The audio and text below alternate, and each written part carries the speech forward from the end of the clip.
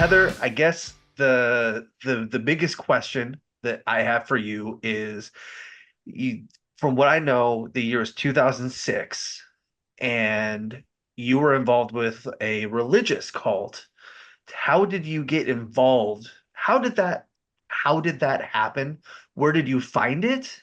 And how did you get involved? Yeah, so I'm gonna answer that question. I'm gonna answer that question, but we're gonna just take a little journey back. So Or it really all began. Let me turn my volume. There we go. When I was adopted from the foster care system. okay, My sister and I were in foster care for 8.5 years.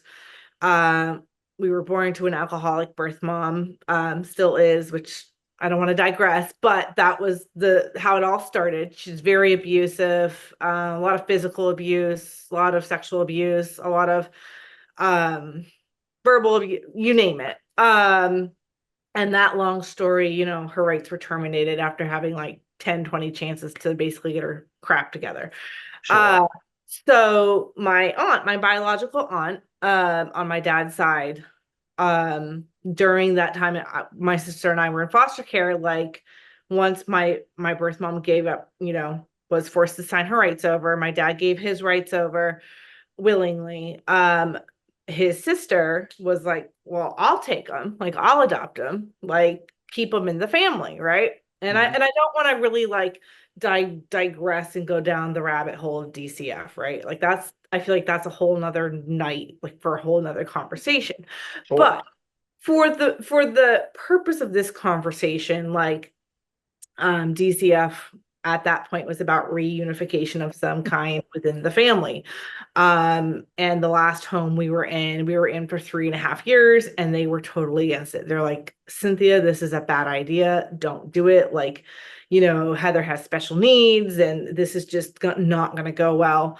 But Cynthia, who is my aunt, ex-aunt, I should say, and I'll explain that later. She was determined that she was going to adopt us. In fact, she claims she heard from the Lord and that the Lord told her that my sister and I were hers. Okay. So I didn't really know anything about her. I just knew she was my aunt. We weren't really keen on it. Like we were just like, why can't we just stay with who we were with? And so thus begun a 3-year journey of my aunt filing the adoption paperwork and starting that process of 3 years of, I think after a year, she was granted visitation rights, granted overnight nights, meaning that we could fly out to Connecticut to see her. All of this stuff. And of course, my foster parents were like, I don't know about this. So long story made short, 1993 and 1994, because I always get the actual adoption day confused because she actually came and got us on a blip on the 14th of February. Valentine's Day. Yeah, drove in a blizzard. It was blizzard. It was a blizzard, and I had strep or bronchitis, one of the two.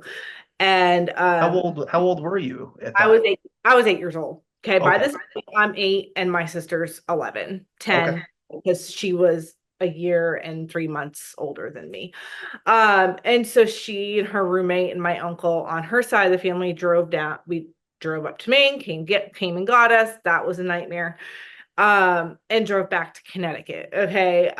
We literally, long story made short, she literally took us, like ripped us apart. Like she ripped us away from the one family we wanted to be with, our forever family. And we begged and pleaded, please don't take, like, we don't want to go. Like, we didn't want to go.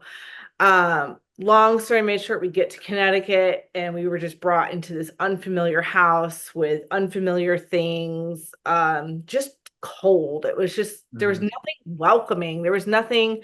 And that first night, like, I had a PTSD episode. And my aunt did not know how to handle it. She thought I was just having a temper tantrum. No, I wasn't getting my way. Right. She couldn't calm me down. And she's like, I don't know what to do. My sister's like, listen, like, we're we don't know where we are. This is new to us. This is not familiar to us. This is not really welcoming to us. And she's scared, trying to whatever. Yeah. And our aunt ended up calling foster mom, be like, hey, like Heather's freaking out. She's having a fit. And of course, foster mom was basically like, she's traumatized. She doesn't know where she is. She's scared. Yeah. Um, and like be have some grace with her, like work through this with her. This is new. This is a transition for her. And my aunt didn't know how to handle it. And that was the first red flag. You adopt two girls from foster care who are severely traumatized. One has fetal alcohol syndrome, me, uh, and you don't know how to cope, handle, and deal with Yeah. PTSD trauma in a child. Okay. Yeah. Uh, and so it turns out my foster mom's like, hey, you actually left your favorite Cabbage Patch Kid doll, and you sleep with that every night. That was that was the set off. I That didn't have and that was anything. your comfort that you That didn't was my have. comfort. Yeah, so I didn't have it. And she's like, I'm gonna send it to you, okay? Like it's gonna be okay. We get through the night, right? So that's ultimately how it started. She took us out of foster care. She ripped us away from our foster family and brought us to Connecticut to a church. And I say church lightly. And that church is Praise, Power, and Prayer Temple in Windsor, Connecticut. Now, at the time, I was 8. So I didn't know it was cult. I didn't know it was, I didn't know that word or that term. It was just like your typical Sunday Sure. service, you know, nothing to it, nothing ordinary, but it was small. It's still a small, very small church and school, because they have a school. And not very many families. It was probably about maybe 6 or 7 families total at the time. How many people overall total do you think went there? Mm, Probably like probably like 60, 70.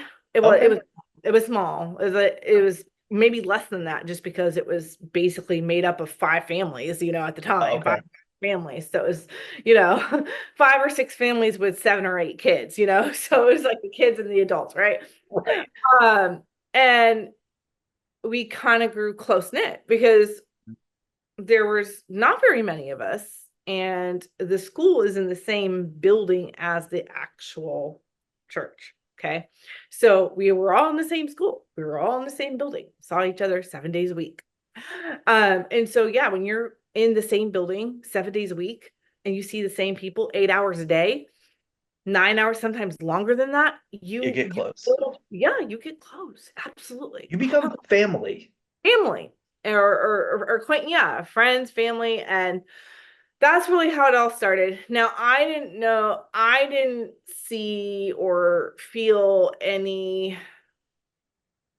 way about being there. It's just, it was like, do we really have to be here? Like, really, we have to go to church? Really? Like the whole, like, come on, really? Like, there's more things we could be doing with our time, but whatever. And I was 8, and it wasn't too bad. It didn't last very long. But when I got older, like when I got 12 years old, I noticed services were going longer.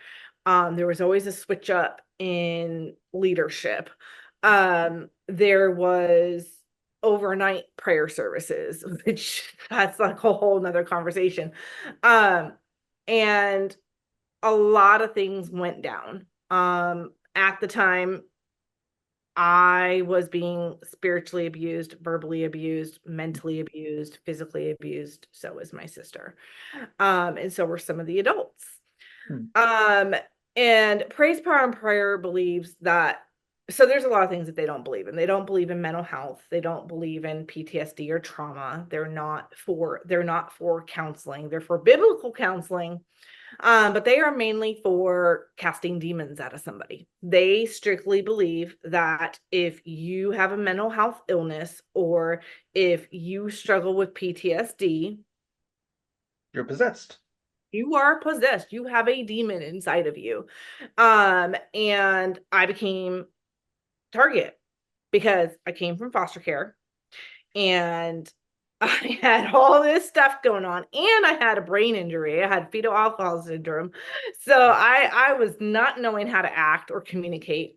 And so yeah, they thought I was demon. Absolutely. They thought and they still think that. They still think my aunt still thinks to this day I am demon possessed. Okay. So I can tell just by talking to you that you're not. right. Say it loud for the people in the back, please. No, it's right that I'm not. Right. I Yeah. just I was a child who was traumatized Hmm. that didn't necessarily need deliverance, needed counseling, absolutely, 100%, Yes. Yes. but not deliverance. Taking Right. it way too far. Sure. That's not, I think that that's a personal issue. I think that's a personal matter for Hmm. those that believe in that when you were older and you feel like that's something that you need to be doing. That's on you. That's not on for a child. But anyway, so I started noticing things. They were berating every Sunday. It was like a beratement every Sunday, berating my sister, berating me. One specific night, so it was like a Wednesday night, and my aunt tells my sister and I, like, okay, we're going to service. And we're like, and we just look at each other like, oh, great. We know it's about to go down. Like an 8-hour service. Okay. These services go 8 hours long. Could you, that's a work day. That's a work day, y'all. How? That's a work day. Ain't got time for all that. Like, I'm sorry. I don't have time for all that. I know. 8 hours. How? Right. 8 hours. So Wednesday nights, Friday nights started anywhere, and Sunday nights started 6:30 at night, and it went till like 10 o'clock, 11 o'clock at night, easily, Oh my with gosh. prayer and worship, the whole nine yards. Sundays start at 10 o'clock in the morning, wouldn't end until 5 o'clock at night. Then it would end, everybody would go about their business, and my aunt and the two at the time current cult leaders would be in the office counting money. Now, with a family with the size of this church and it being 5 or 6 families, there was only really one offering plate. So what were they really doing in the office for 2.5, 3 hours? Sure. There wasn't really a lot of money in that offering plate, I can tell you that much. So I was Yeah. forced to sit there in the sanctuary or in the car and wait 2 extra hours. So by the time we got home, ate dinner, it was already 6 o'clock, and we had to come around and turn it back for another 6 or 7 hour service. Jeez. Okay. And if you're an adult and that's what you're into, so be it. Yeah. But for a child to go that long without food, water, okay, like that's inhumane. And Yeah. that is That's abuse. that's abuse. That is inhumane. Yes. It's neglect. You cannot, nobody can listen to this and say that's okay. Um, and during this Wednesday night service, and I want to give a glimpse into what goes on behind the closed doors, because Yes. Please. I I I literally lived this for 21 years. I saw this with my very own eyes. Um, Wednesday night typical service is like it starts with like it's supposed to be like a Bible study, and you do like some prayer at the altar, you do worship, you do the whole 9 yards. So we Mhm. get there, and Ray McMahon goes up and he starts playing the piano. Fine, whatnot. He's playing, gospel music and this and that. And my sister and I just look at each other like, here we go. Like, we're in it. Let's like, we're dreading this. Like, let's find the easiest way to like get this over with. Cause like we knew, like we locked eyes. Sure. And so we sat and we're like, here we go. And we're singing the songs, we're going through the things. And then he calls us up to the altar, like, well, let's get some prayer time in. Like, great. So my sister and I, we're making eyes like, let's just go to sleep. Cause like the quickest way to get this over, right? Go to sleep, it'll be done. And I hate to confess that, but that's what we did. We Mhm. were like, okay, cool, like we're taking a nap.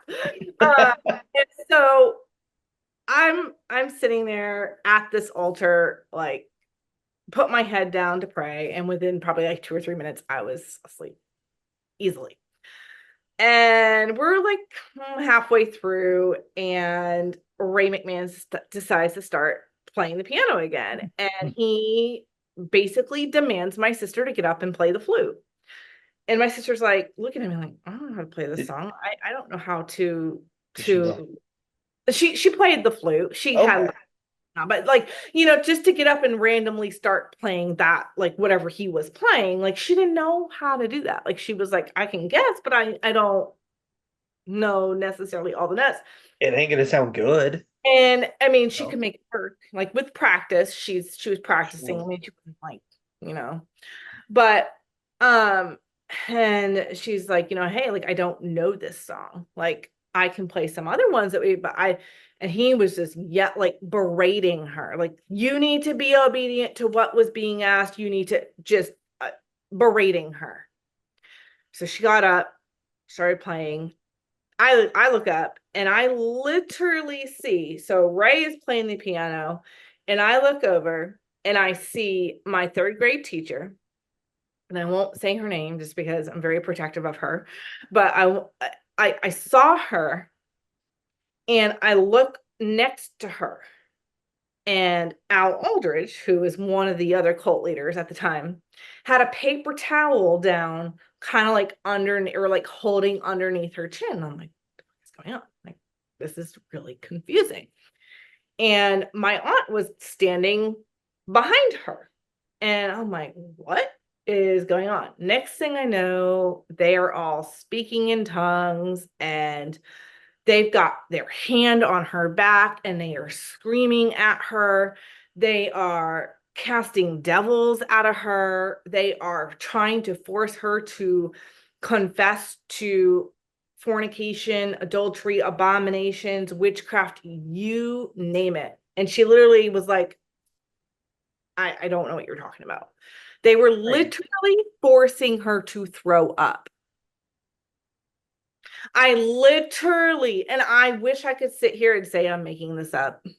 I really, truly do. From the bottom Right. of my, I wish I could say, but it's the truth. I am not the only one who's witnessed this. Mhm. Uh, they were forcing her to throw up and vomit. And I literally had to watch her vomit. Okay. Was that their way of like she was vomiting out the demons? Is Demon. that Yep. was that their okay? That was their thing. And this went on all night long.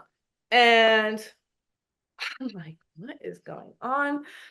And now imagine seeing that and then waking up the next morning and having to come to the exact same building Yeah.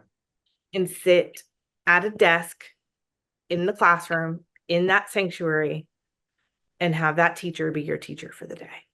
And at this And point, you were still what, about 8 or 9 years old at the time? oh no, I was like 12. I You were was, much old. Okay. oh So yeah, this much older, okay. right? They all in all honesty, like anything from 8 to like 12, I kind of like it wasn't as bad. Like it was Right. kind of still like a newer, I don't But know. that's still not old enough to be able to process what's going Going on in front of you yet. Like you right. still don't fully understand. No. And I'm like, what's going on? And so of course, like I couldn't say anything to her the next day because I'm like, I'm a child. We're not allowed to say anything. You can't say anything. Um, but I was like, something that wasn't right. I knew it wasn't right. I was like, this is not, no, But no.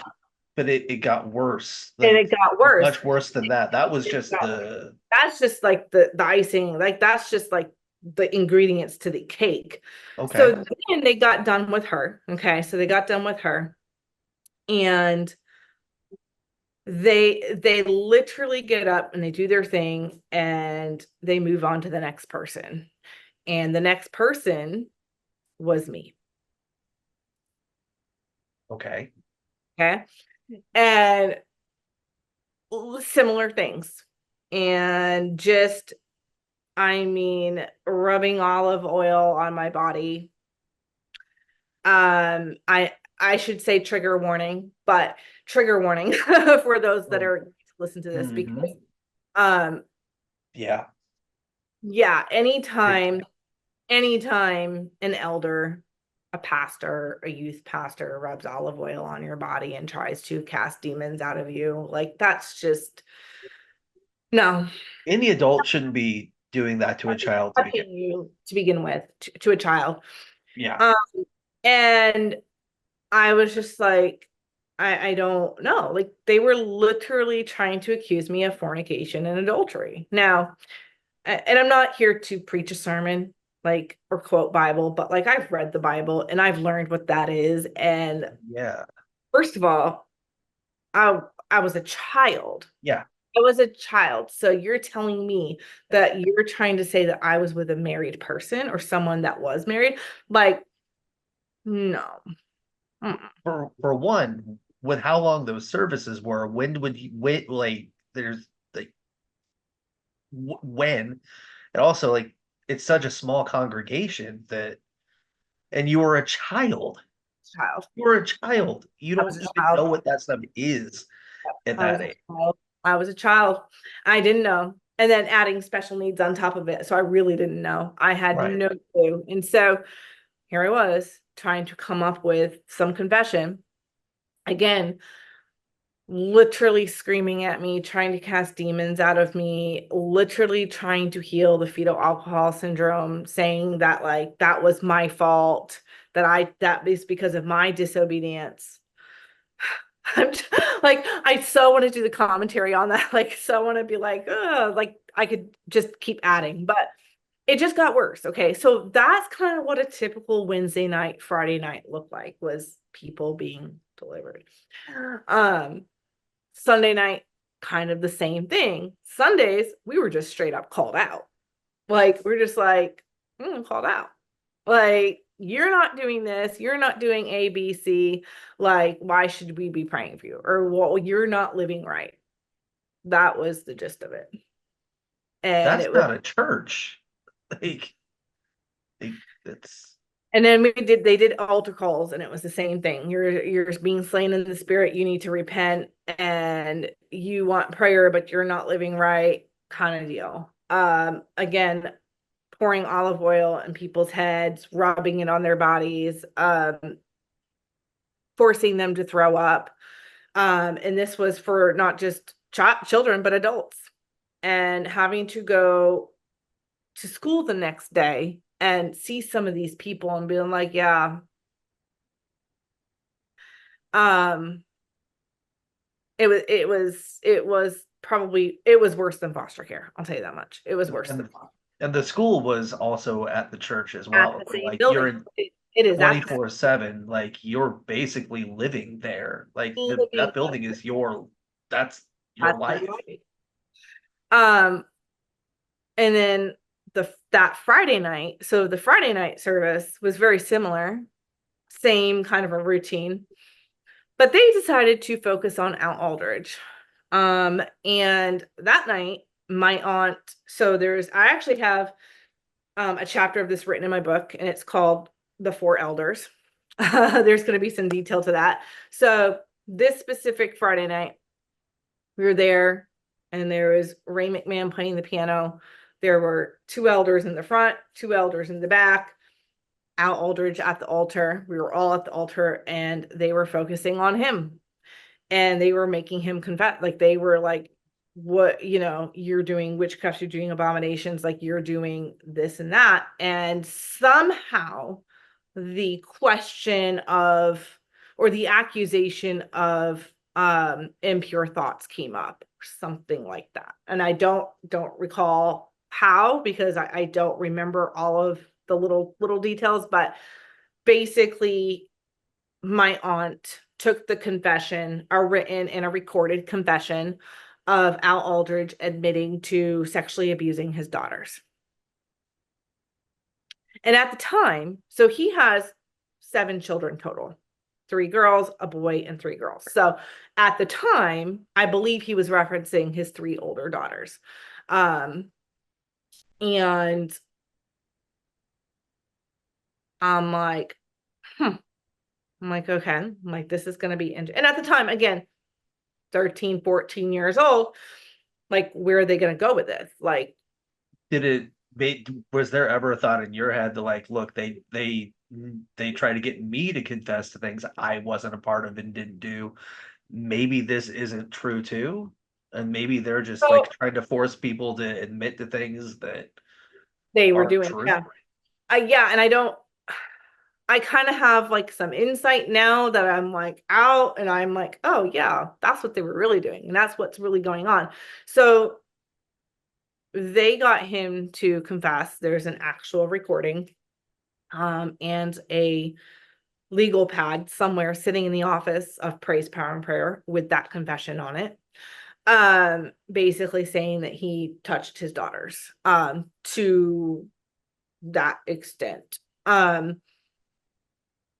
It was not reported to the police. It was encouraged, but they said no because they believe, and here's why, they believe that it's an issue between him and God, and that he just needs to take a step. He needs to step down, have a season of where he's being repentive and remorseful and getting right back with God. And once he's done that and he's showed true repentance, then he can come back and in good graces and the whole 9 yards, you guys.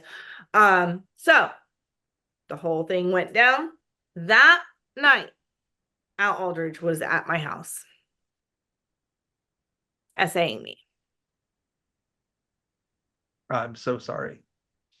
I had some form of a meltdown, Sure.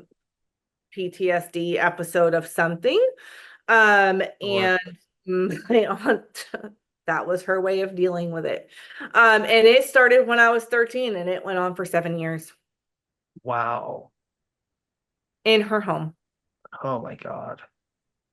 in the living room of her house or And my they bedroom. just believed that if he repented and focused on himself, he was good. Yep. Wow. Yep. Oh, That he was fine. So it went on. My sister had no idea it was going on, obviously. My sister had no clue.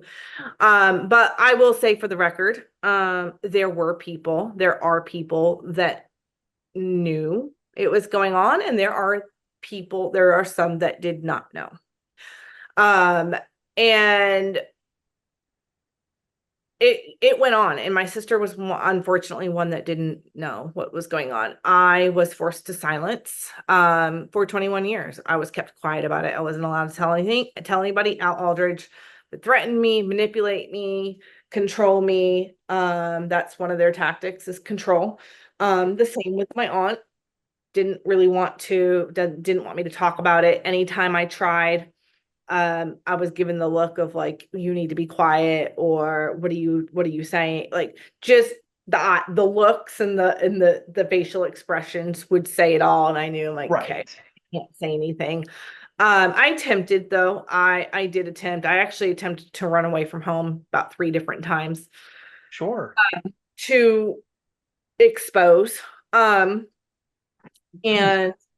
it went on for 7 years. And Al Aldridge and his family were eventually kicked out. Actually, they were kicked out a couple years before I was. And then my sister escaped. My sister escaped.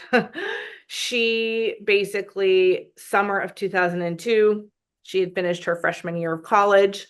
And my aunt was demanding her to come home for the summer. And my sister was like, no, like, Yeah. why do I have to be home? And basically my aunt wanted her home because obviously to be involved in the cult activities and this and that, And and obviously to not talk about talk what about what's going was on. going on. And so my sister, she was like, oh my gosh, like, I literally, if I go home, I will not be safe. It is Mhm. not safe for me to go home. Right. So my sister applied for a job working with law enforcement. And she had housing supplied, because if you get a job on your campus, you have room and board. Like, if Mhm. you can stay there. So Yes. I remember the day she called me and was like, I'm not coming home. I'm sorry. And I was crushed because it was my birthday month. My birthday is like May 28th. And then I also, like, every summer we'd go home, we'd make the trip back up to Maine to see our foster parents, our foster Right. family. And so I was bummed. I was like, okay, so are we not going to be able to do these things? Are we not going to be able to sit and watch our favorite TV shows? Are we Mhm. not going to be able to go do the things that we want to do and see you on my birthday? And I'm sure she was like one of your only senses of like security and like Mm-hmm. comfort with all of this going on at the time too. Yep. And she was like, listen, like, and our conversations were being monitored. Our aunt did not want us talking. And so I found a way to sneak away because I knew, like, hey, Nicole's gonna call me. Like, she's gonna want to Mhm. talk to me. Um, and she's like, listen, like, I'm not coming home this summer, but I'm gonna come home for your birthday, and we'll find a way to make sure we get home to Maine to see our family, our foster Yeah. family. Okay, so fast forward, like all of that goes down. My sister finally comes home one weekend to get all of her stuff. All of her stuff was thrown out on the front lawn. Her bedroom had been repainted. Her furniture had been replaced as if she didn't even exist. This was at the foster parents or at the My church? aunt's house. Hmm. The church. Okay. Yep. Yep. Okay. So this was at Cynthia's house in Windsor, Connecticut. And my sister was like, what in the actual heck? Like, what are you doing with my stuff? Like, let me come in, and wouldn't let her in the house, and basically told her word for word, like, you're not welcomed back anymore. Until you've made things right with the Lord, and only I'll know because the Lord will tell me if you've repented. Oh, geez. Um, and so that was that. My sister was never allowed to come home after that. And my sister was cool with it. She was good. Like, she's like, hey, I'm cool with it. Like, all good. And Right. I think even all of that started her senior year, because there was a Sunday where my aunt had come out of her prayer closet and told me, like, or Saturday, that she come out of her prayer closet and said, the Lord convicted me about having candles in the house. And I'm like, what are you talking about? And she's like, very evil things are done when we burn these candles, and I don't want anything that's displeasing and honoring to the Lord in my home. So she's like, we need to get rid of all the candles. And I'm thinking, come again? Because I'm like, but what about, like, we had just went to Yankee Candle Factory for the weekend. My sister and I had just dipped all these candles and bought all these candles, right? Mhm. Um, and you're like, you want us to throw them out? And Right. I'm like, you gotta be. So I'm like, for real? Are we for real right now? So to appease her, I was like, okay. I took one that was like very little, almost gone, threw it out just to throw it out, just to show her. Right. Yeah. So I run back up to my room, close the door, and I grab every candle in my room I could find, and I literally buried them under my doll cradle. Like, literally, like, found my doll cradle, wrapped them up in the thing. Like, I was like, get rid of them. So somehow my sister didn't get that message. I think she was actually over at the cult leader's house visiting his oldest daughter. So I don't think she got that memo. So Right. she comes home, she goes upstairs, she closes her door, and she had bought a pine tree scented candle because it reminds us of being home in Maine, and she starts burning it. Your happy place. Yeah, she starts burning it. Like, yeah, like, let's do this. And within 2 minutes, my aunt's like, what's that smell? And I was like, oh, I think it's Nicole burning a candle. And she's like, well, she better not be burning candles because she knows the rule in the house. And I said, I don't think she what? does. I don't think she does. And she's like, I won't have this. My aunt runs up the stairs and barges into her room and was like, Nicole, what are you doing? You were told to not have these candles in the house. You're in direct disobedience, and you better not be smoking marijuana. I told you there's no marijuana in the house. How do you go from a candle to marijuana? Because she said it smelled like marijuana. Has she smelled marijuana? She smelled the intensity of that candle, and she's like, yeah, it smells like marijuana. And I was like, I think she's burning a candle. She ripped that candle, like, literally took it, blew it out, threw it in the trash. it was a brand new candle. Like I'm actually burning a candle right now, but like it was a brand new candle. Okay. Like, and It's, that's the story of the candle that smelled like marijuana. I mean, look, I, I've heard theories about, evil spirits are drawn to fire and candles burning, but like that that's kind of going straight to the extreme right. in that Right. situation. Yep. 100%. a hundred Yeah, percent. And so from that day forward, we could not no have can candles. No no candles. candles. Wow. Yep. I know. Burning in hell as we speak. So, Yeah. I mean, this But is kind of a on subject, but kind of a side road. Like, do you find yourself buying more like candles regularly now because of oh, stuff like that, or I've always I because I have love candles? I have always been a candle lover. Okay. Yes. I love me a good candle. I'm Okay. just waiting for my 3-year-olds to get bigger so I can light candles in the house again. That's the thing. Yes. Yeah. I love candles so much so Yes. that one time, and this is a side story, a couple of years ago, I was at a friend's house and I was burning at least 5 candles in that room and it set the smoke detector off. Okay. I love that. I I love love I that. love a good candle. I mean, okay, don't I mean we could have a whole conversation on which ones you think are the best. Okay. I like to go through Yankee Candle and just smell the candles, not even buy them, just smell them. Yeah. Because like my sister and I, like we went to the actual Yankee Candle factory in Massachusetts, and you can make your own candles. You can, it's a whole, oh, you have to go. It's a whole thing. You have to bring your daughter. It's a Oh, whole thing. It is right in the border of Massachusetts, like right when you get in. It's Wyndham. I don't know where, I got but it's family a in whole thing. Massachusetts, I It's think. a whole thing. Oh yeah, that's where the corporate is. It's you go in, they've got like they have a children's section, they have candles there that they don't sell in the stores. Like you have every candle that you can think of.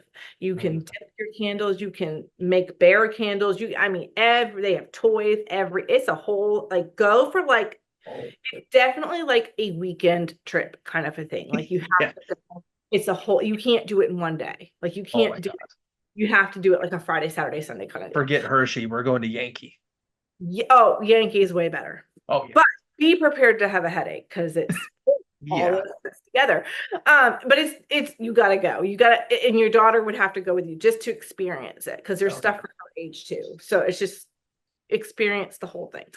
But anyway, sidetrack, we're back on topic. So Yes. we weren't allowed to have candles, okay? We weren't allowed to burn candles. We weren't allowed to paint our fingernails. We weren't allowed to have, paint our toenails. We weren't allowed to.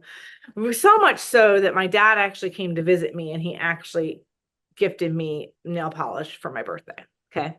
Just to piss her off. I Yes, score for the win. like your dad. Right. And he knew that his sister had us in a cult, but there was nothing he could do. Mhm. There was nothing he could do about it. He wasn't happy about it. But again, there's nothing he could do because he gave up his rights. Um, but anyway, so and those are just little glimpses of what it was like in my aunt's home. Okay, we weren't allowed to do things. We could watch TV, but it had to be had to be certain things. It had to be a lot of Christian stuff. Like God forbid if she didn't like us watching Disney a lot. Like any movies, like she made us watch like a lot of Hallmark movies. Okay. Oh God. Oh. And my confession is I still like Hallmark movies. Not all of them, some of them. Depends on which ones. Yeah. So we had to do like the whole like thing just to even watch our favorite. Like we could watch CSI, like she was okay with those shows. Mhm. She was okay with that. Yeah. She was okay with like the Dr. Quinn and all that. Like Mhm. she was cool with that. Like it was anything like about like witches or demon, Yeah. anything witchy, like she was like, no, you can't have that. Um, no piercings, obviously no tattoos. We weren't allowed to wear makeup. Um, Dress code was strict. Hmm. Nothing showing cleavage. Obviously, everything modest is hottest. This sounds like the Bible college I went to. Are you sure this isn't in University Park, Iowa? Yeah, I'm sure. I'm sure. I am very sure. And so anyway, just a lot of rules and the strictness Yeah. and just it was hell. Living with my aunt was hell. It was hell on earth. It was I was the scapegoat. So as long as my sister was home, I was the one getting hit. I was the one getting abused. I was the one being thrown up against walls. I was the one who Al Aldridge was constantly coming over to the house to essay me, to cast demons out of me. And your aunt knew Oh, oh that yeah. was going on. She knew what was going on. She knew. She literally, so fast forward to when I was 16, okay? Mm. Um, I was having another episode of PTSD, I would imagine, probably. And Mhm. I ran up to my room because I was done. I was like, I can't do this anymore. Like I was screaming, hollering, like crying. I was done. And next thing I know, she's on the phone with the leader of the whole cult.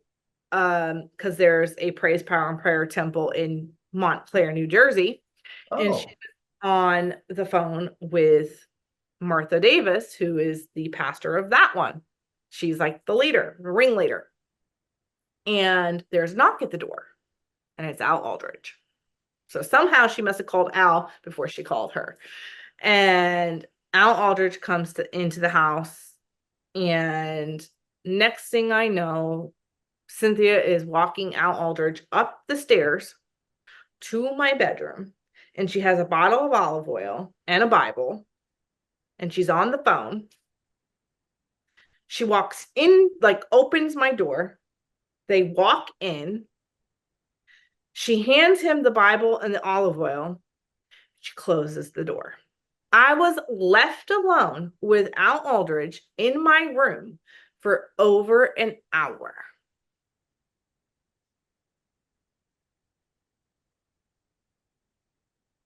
While he was casting demons out of me, laying on top of me, rubbing olive oil on my body, reading scripture, praying in tongues, screaming at me. wow. Now you tell me what's wrong with that picture. We don't have enough hours in a day to go Yeah, through what's everything that's wrong with that. It's everything. So for my yeah, viewers who are going to be listening to this, if you don't see anything wrong with that, there's something wrong with you. yeah, yeah. So at what how long did it take for you to realize that this is a this is a cult? Like, this isn't a church, this is a cult. Oh, I didn't realize it until after I escaped Really? the night I was kicked out. Is this because you were so far just would I'm special needs, so I didn't really know what was going on. I my aunt actually, so kind of fast forward through all of the essay with Al Aldridge and all that. Um, I ended up going to a special needs program in Cambridge, Massachusetts, is summer of, well, late summer of or fall of 2004, and finished my first year. And my aunt was very controlling, like, you need to be finding a church. You should be speaking, living, breathing Jesus every 2 seconds of the day on the campus. And if you're not, there's something wrong. Like you're not, basically, I'm not sending you to college to do this and that. Like we weren't even allowed to go to Salem, Massachusetts. Like, she wasn't keen on me going. And there was was that just a because of the the witch witches. trial Yeah. history? Okay. Yep. She didn't want me around that. And there was just a lot of control. Mhm. And during that time, I was talking with my bio mom back and forth, and I was having triggers, which I didn't know I was having nightmares because of her. I was just having nightmares and I couldn't sleep. So, But you had never gone through counseling or therapy nope, for the most part yet. So not all with of her. this, Nope. yeah, So all this is everything was raw and ah, mhm. And yeah. so I reached out to another friend from the University of Connecticut and was like, I can't sleep. Blah, blah, blah, just as a friend, she was actually friends with a couple of the kids from from the pastor's kids. And my aunt got word that I was reaching out to her and she didn't like it and pulled me out my last year. And it was a whole big thing. And she dropped me off at a hotel on the side of a freeway in Cambridge, Massachusetts, and told me I had 3 days and 3 nights to repent, make things right with the Lord, and get right before I came back into her home. She went home, got a van big enough to get all my stuff, came back and got me, brought me home. I was not allowed to bring barely anything into the house. She didn't want any of my stuff in the house. She's like, bring the bare minimum. I don't want your stuff in my house. You can put it on the back porch. She's like, you're not going to be left alone in the home. And I'm going to be dropping you off at the mall to find work while I'm at work. So literally Monday through Friday, she would drop me off at different malls, 8 a.m. to 6 p.m. No money for food, water, nothing. Well, I found a job. Now, keep in mind, I'm special needs. So I didn't even know basic math skills, nor I didn't even know how to fill out a job application. So I'm like, you want me to find a job? How? What? Where do you start? Where do I start? Like, what do you do? So, right. What do I do? So I found something and I put in an application. It was like for like a local like hotel aide or whatever they call it. Like, Yeah. doing housekeeping or something like that. So I had a job like that. And that night, my aunt's like, okay, get in the car, we're going to church. I'm like, you guys be kidding me. I'm like, great, I see exactly where this is gonna go. And it went exactly where it went. I got in trouble for whatever reason. I was in trouble and I had had enough. And at this point, I called up my old third grade teacher who had moved out to Arizona at the time, trying to talk to her to tell her what was going on. And my aunt came out to the car and she was like, who are you on the phone with? And I'm like, so and so, like they say hi, whatnot, blah, blah, blah, like trying to keep it casual, cool. And she's like, you shouldn't be talking to anybody. You have no business talking to them. And I had just flipped out. I was like, by this time I was at home and I was done. Yeah. So I go downstairs, make my lunch, and I was still talking to bio mom at the time and texting her, talking to her. My aunt didn't like that. She didn't like I was talking to her. Somebody from the outside. Somebody from the outside. And she comes out of her prayer closet. She's like, who are you talking to? And I was like, I don't need to tell you. I'm a grown at this point. I'm an adult, special needs adult, but still an adult. And she just went on and on and on. And I right then and there was done. I grabbed a butcher knife and I held it to my throat. I was done. So that night I was literally trying to tell her what was going on. I was literally trying to tell her that Al Aldridge was sexually abusing me in this very home. But here's the plot twist. She already knew because she was allowing it. Right. So she didn't want that being exposed. Yeah. Exactly. So she calls the cops. And the cops were like, hey, you got two choices. We can force you to go, or you can go willingly go get evaluated for 48 hours. I'm like, please, I'll go. At this point, take me. Let's Like, do the evaluation. Yeah. Like, get me out of here. I want to go. Yeah. So that backfired on her because she called the police and then it backfired on me, unfortunately. So she calls the cops and I get put under 48-hour watch at St. Francis Hospital in Manchester, Connecticut.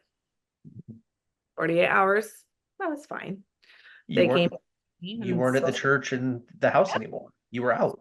Social worker came, And the morning I was ready to be released, the social work comes in and she's like, you're ready to go home. Like you've been here actually kind of almost an extra day. And we can't keep you here anymore. So she was like, you need to call your aunt, have her come get you. So I call her on the phone. It's like, they're saying I can go. You need to come get me. She's like, no, I told you I was done. You're not welcome back in the house. You have crossed the line with me and the Lord, and you're not welcome here. You need to repent, and you're not welcome back until you do. Wow.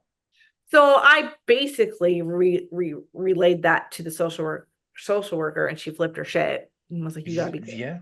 And I was like, "No, I wish I wasn't." So she called my aunt up, and for the lack of better terms, let's just say the social worker had some colorful words to say. And was like, listen, if you're not going to take her home, like you should, then you need to take her somewhere because we cannot hold her here anymore. She's clear. Hmm. She's not been a threat to anybody. And it's been 49 hours. Okay. Right. So her and Ray McMahon, my aunt and Ray McMahon, show up at St. Francis Hospital, pick me up, and they drop me off at a homeless shelter in Manchester Canal, in Manchester, Connecticut. You just basically got dumped and thrown away. Yep. 9 o'clock at night. Again, no food, no money for food, nothing. Right. And again, my aunt's words were like, you're done. I'm done with you. I want nothing more to do with you. Like you've disgraced the Lord. You need to Oh my repent God. the whole Well, 9 yards.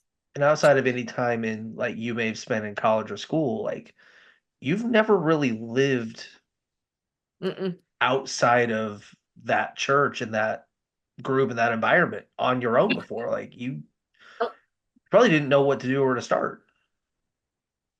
Nope. And 2 days later, I had found a place. I ended up calling my birth mom and saying, can you come get me? Because at this point, my sister's like, hey, nobody's coming to get you. Like nobody's stepping up. Bio family's not stepping up. Um, ex-cult members are not helping in this matter. Like they're probably too scared to help. Like you Hmm. gotta go. Like and she was like, I know it's not ideal, Heather. Like this is not ideal, but it's better than nothing. Hmm. It's a start. And so I said, okay.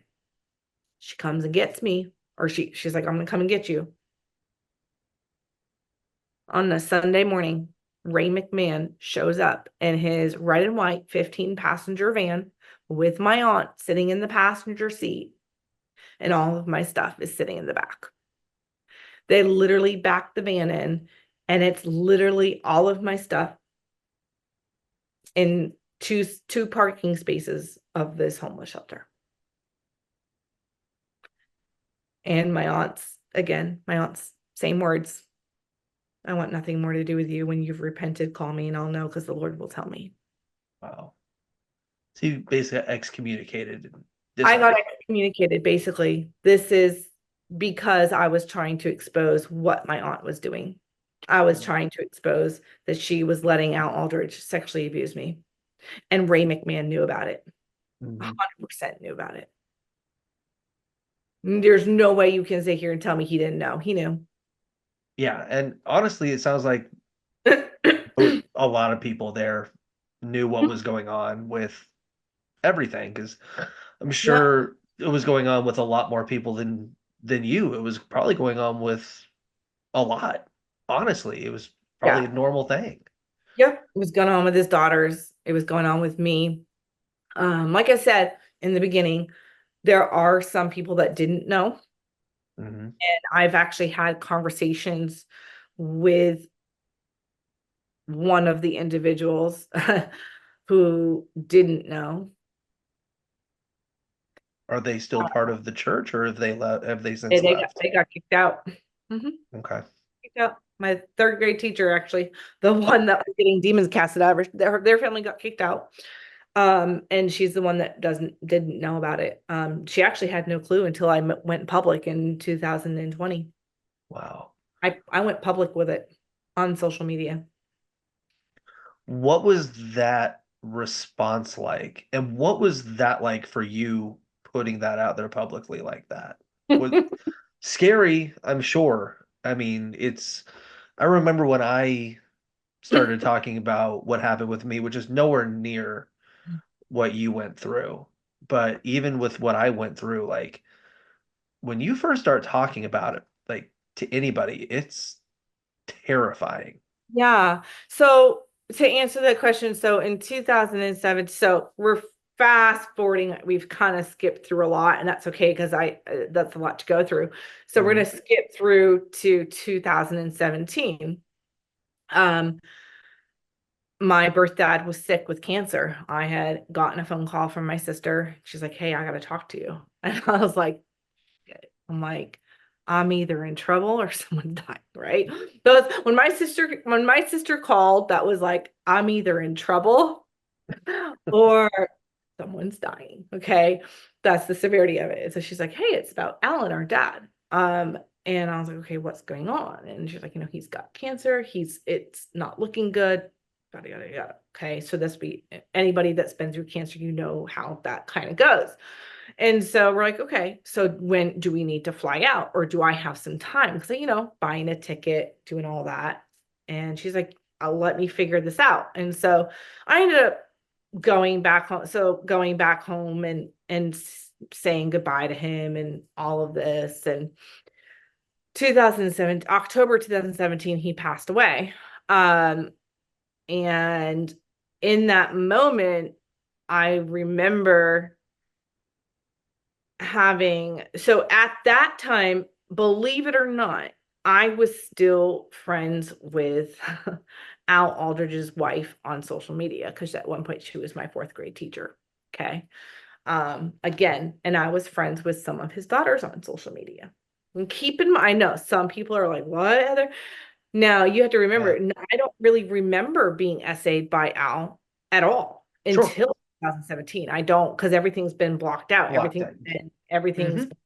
You you know. suppress those Yeah. memories because they're So, so, yeah, and yeah. people that went to Praise, Power, and Prayer know that like you're with these people and you make connections and you're with the kids and the kids and them and um I know his daughters Hmm. and I was like, I at that point like we were still kind of following each other and keeping up with each other and I had come across a family picture of Al Aldridge, and I was like, he creeps me out. He really creeps me out. Like, I don't know what it is. Like, that's creepy. Yeah. I couldn't put my finger on it. And that night I went to bed and I immediately had nightmares of him and of him touching me. And I was like, what? I was like, and I woke up, started, I was like, what? Really? I was like, hold up.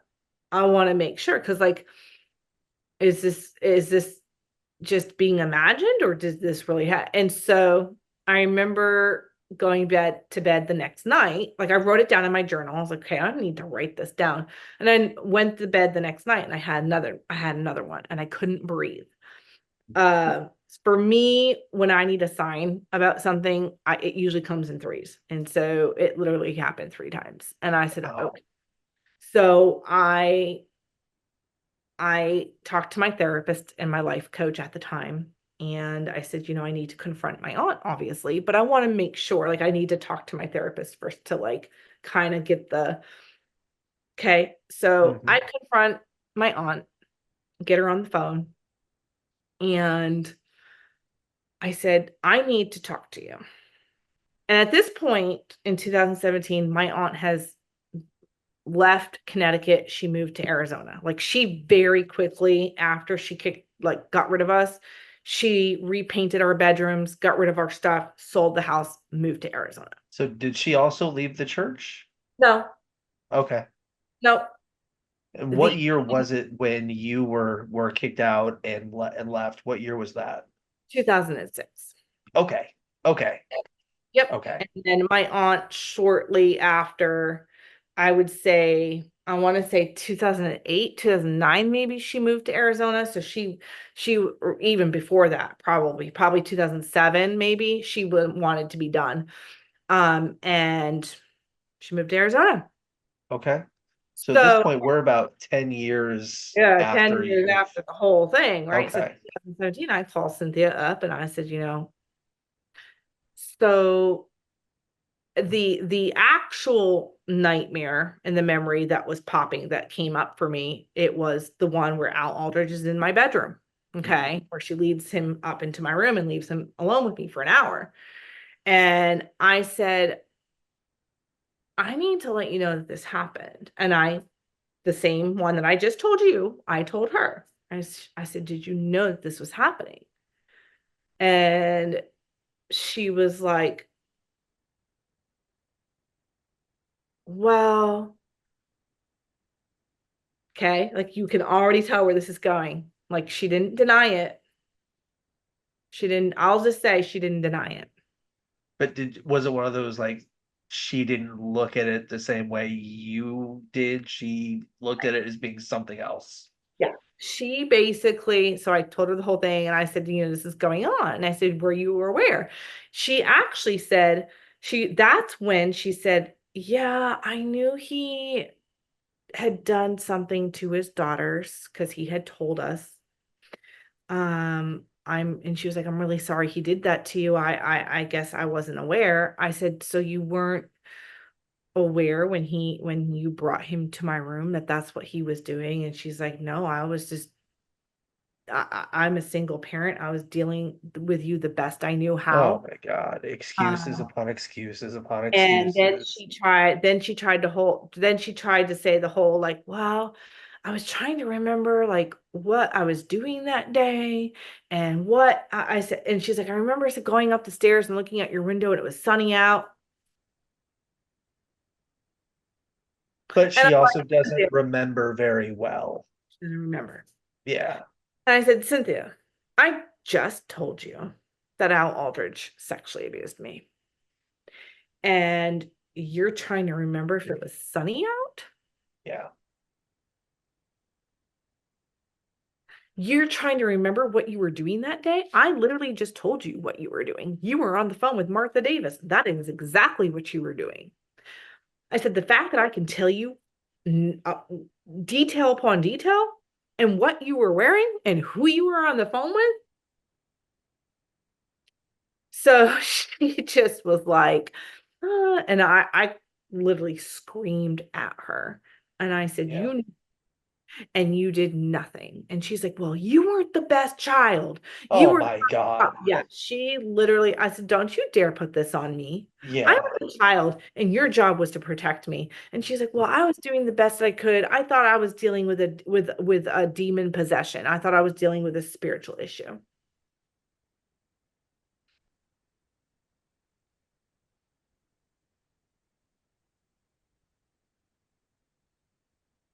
So in 2020, I didn't go public with it right away in 2017. I kept that hush hush. Obviously I had told my sister, and my sister's like, I'm honestly not surprised that that had happened. She's like, I believe it. And I had obviously confronted my aunt about it. I had then decided to write out Aldridge a letter confronting him. Ooh. And I I purposely didn't put a return address because I didn't necessarily want to hear back from him. But I you also wanted didn't want anybody to know where you were. right. I wanted him to know that I knew. Yes. And I wanted his wife to know because Yeah. I'm going to keep that real. I really don't believe his wife knew. I hope she didn't. I that's my belief. I really am truly hoping that she didn't know. I mean, obviously now she knows because it's been public. Yeah. Um, so fast forward to 2020. Yeah, I'm still in counseling, obviously. And I said, you know what? I'm going to see if I can get some charges pressed. I'm going to see what I can do and I'm going to go Yeah. public. So I went public And at this point, I am no longer friends with any of the kids on social media. Like at this point, like we're done. Um, Yeah. and I got bold and I blasted his face all over TikTok and I called him out. And I was like, this is him. This is my aunt. This is Ray McMahon. This is what they've done. I need a lawyer. I need to make a police report. So 2020, I finally made a police report with Windsor, Connecticut Police Department. They reached out to my aunt, email and phone, and she's refused to answer. But she's owned up to everything. So that always amazes me of how she can own it, but then when law gets involved, right? Can It's a can they story. use can they use that? Mm-mm. I don't know. Really? I don't know. They're very when it comes to religious sexual abuse and pastors abusing, like they get weird. They don't they don't want to go there. Lawyers don't want to deal with that. I have learned that through Really? that I've taught. Yeah, they don't want to mess with that. Hmm. I'm assuming it's the whole church and state thing. I don't know. I have no idea. Whatever law that is, I they're feel like we're past that in this situation, yeah, I feel like you that too. know? Like, yeah, I feel like a few people have really blurred that Yeah. line now. Yeah, Yeah. learn that line. So I went public. I got a TikTok account and I was like, I need to find community, people that have been Hmm. those. So I've literally have been calling them out since 2020. What was it like for you that personally and emotionally, that moment that you started putting that out there? It was a relief because I was like, finally, I it was scary as well. It's obviously not something I wanted to do, but I feel like at this point, like I have to do it because this involves his children. Hmm. Now I will say this. Um, since I have called Al Aldridge out specifically, his youngest daughter has reached out to me, and letting me know word for word, that she and her sisters have seen my TikTok videos. They have seen pictures of their dad, of me calling him out, and they 100% support me. I But I you can't even name, put into words what that. I I cannot name. They asked me, please don't tag us in anything. Sure. Don't mention our names because the repercussions. And I knew. Sure. And y'all, that's all I need to know. It was said and done right there. As soon as that the youngest daughter said, we support you, and that he was a shit dad to us, I said, say no more, honey. Say no more.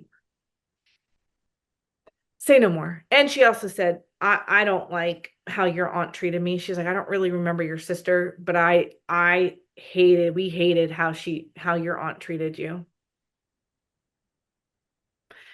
And my last words to her were just, I've made a police report. It's at the Windsor, Connecticut Police Department. If you feel and your sisters want to go file a complaint against my aunt of some kind, I support that. I will not hold that against you. And I left it at that. They said, there's no need to involve us, which I'm sorry, but I've already involved them because it's their dad. And they're Uh, an important part of the story. they are. And as much as it angers me that like they won't come forward, I can't force them. And to a degree, I can't. It's not my place. it's everybody's journey is different when it comes to dealing with that, and everybody handles it in a different way, Yep. you know. Yep, Like, absolutely. yeah. Absolutely, 100%. And my heart breaks for them just because I grew up with them. I Mhm. spent a lot of time in Al Aldridge's home, which spoke volumes to the sexual abuse and how he Mhm. interacted specifically with his three older children. Um, it was creepy, to be honest. And I was a child. I wasn't allowed to say anything. I didn't want to be out of place. And it was a lot. And my sister, again, didn't know any of this was going on. Now, I will say my sister at the time had seen all of my content on Instagram and probably TikTok talking about this, and it triggered her for sure. Um, because she wasn't dealing with her demons from this cult as well. Yeah. Unfortunately, there's a lot of trauma that she did not deal with. Being a cop, being a 911 dispatcher, having that trauma, and then having to see all of the trauma that I'm talking about from praise, power, and prayer. That's a lot. Hmm. Um, and so 11 months ago, I woke up to social media posts and photos of my sister everywhere, not knowing that my sister had taken her life. Didn't have I thought it was something had happened to my foster mom. Like, Right. like, oh, did her cancer come back? What was going on? Um, and comments were being made on the photos like, she'll be missed. She was such an amazing person, and nobody was telling me anything. So I was like, what is going on? I need some answers. And basically, I was being told, you'll find out when you read the obituary, Oh my God. only to find out it was my sister. So, August 2nd, 2023, the day before her 41st birthday, she takes her life. Oh my God. Um, my life, and I tell you, has not been the same since. It's not been the same. Sure. My sister and I did not have the best relationship at all. And I take 100% accountability for my part of it. Like, we were close when we were kids. Absolutely. There was a time when my sister was in college where we were close. For 4 years, we were close and we Hmm. were very close. And then after we left, it just praise, power, and prayer destroyed us. Yeah. They destroyed us 100%. Ray McMahon destroyed my sister to shreds. Enough with all of the she is not enough, Heather's not enough. We were pinned against each other. Well, you shouldn't be talking to Nicole. She's not living in God's word. She's not doing this, and she's not praying enough, or she's not in the word enough. She's not a godly example. And the And same say to my sister about me, Heather's like, got some demons and she's mhm. not living right. And So we were pinted up against each other. that's the spiritual abuse that you were Mhm. talking about But earlier. we were not enough. We were told for over 21 years we were not enough for each other. It didn't matter what we did, we weren't enough. It didn't matter if the floors were scrubbed perfect, it wasn't enough. It didn't matter if our beds were made the correct way, it wasn't enough. It didn't matter if the clothes were folded the correct way, it wasn't enough. Right. It didn't matter if my sister wrapped my birthday present perfect. It still wasn't enough. Like, it didn't matter if the freaking grilled cheese was cooked right. It wasn't enough. We were not enough. And that is the message that Ray McMahon gives.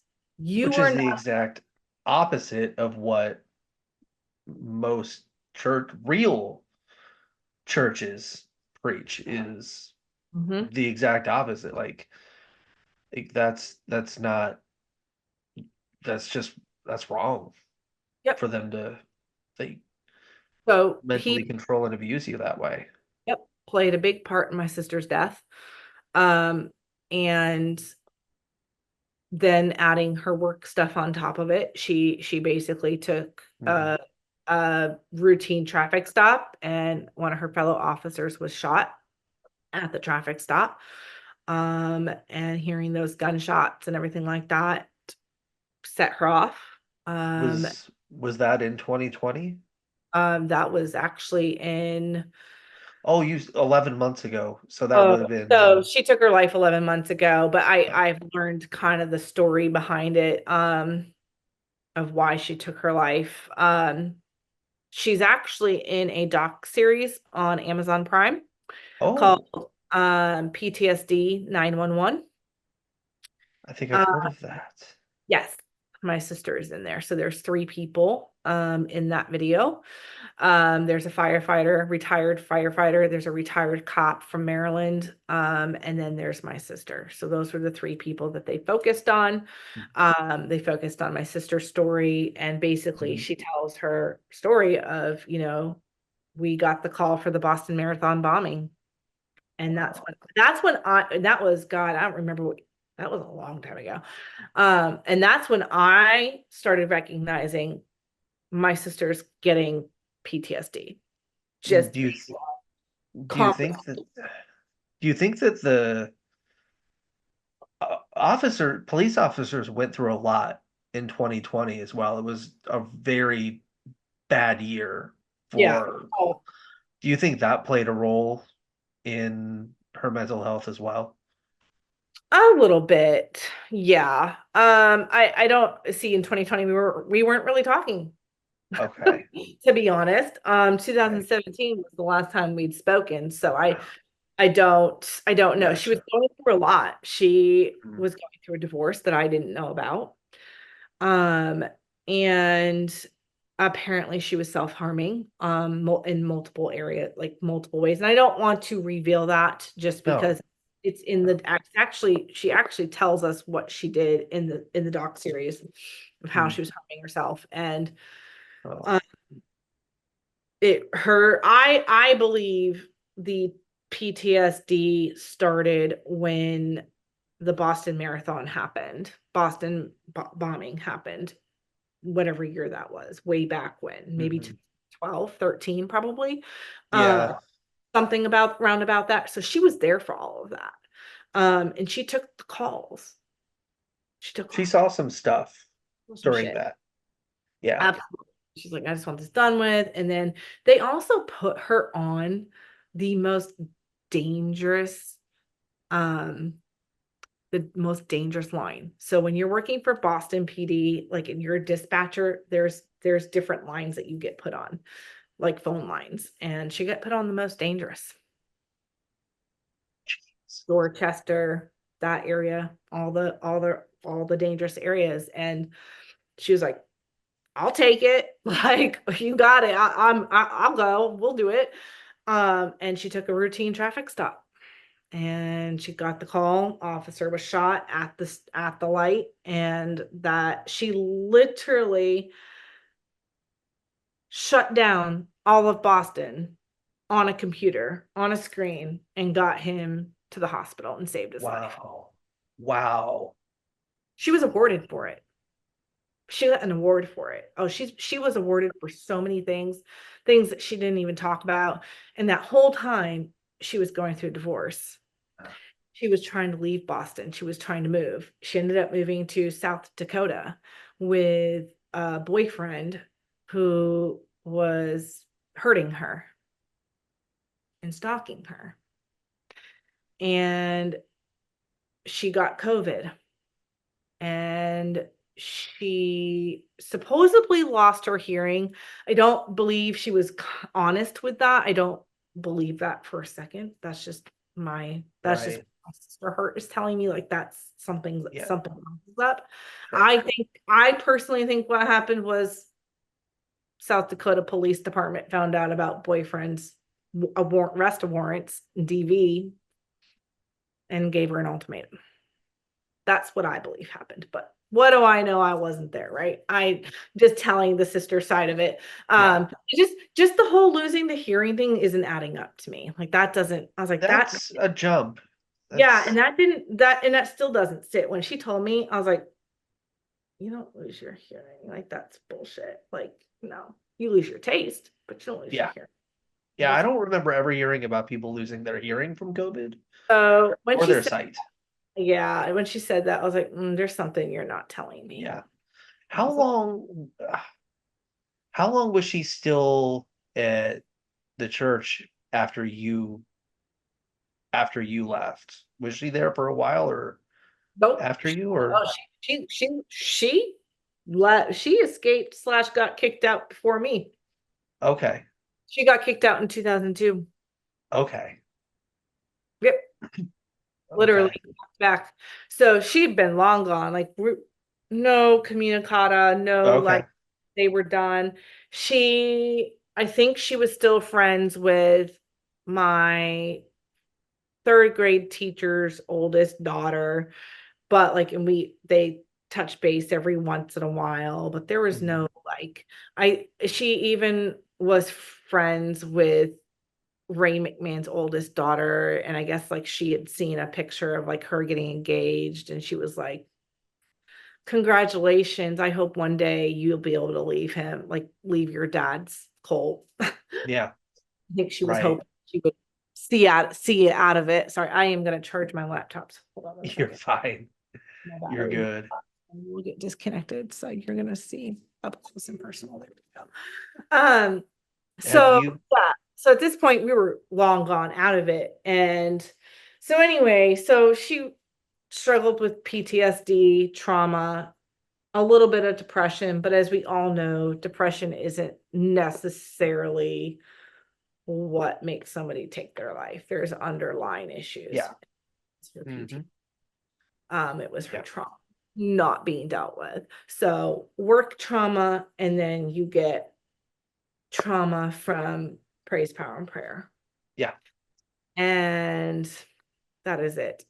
Since then, I've found out how she took her life, and I've they read a 2-page letter to me, and I don't want to get into all of that, Uh, but you shouldn't. uh 2-page letter with a video. And I hadn't spoken to my foster parents prior to any of this, because in 2006 they stopped talking to me because Cynthia told them a lie about me, Gotcha. and told them, because I went to my foster mom saying, hey, Cynthia is doing this, blah, blah, blah. And my foster mom's first response was like, well, what did you do wrong? The Bible, Oh, confess your sins. I'm like, I didn't do anything wrong. right. So she believed that lie, that I did something wrong, that I biblically did something wrong. And that thing they think that I did wrong was committing fornication and adultery.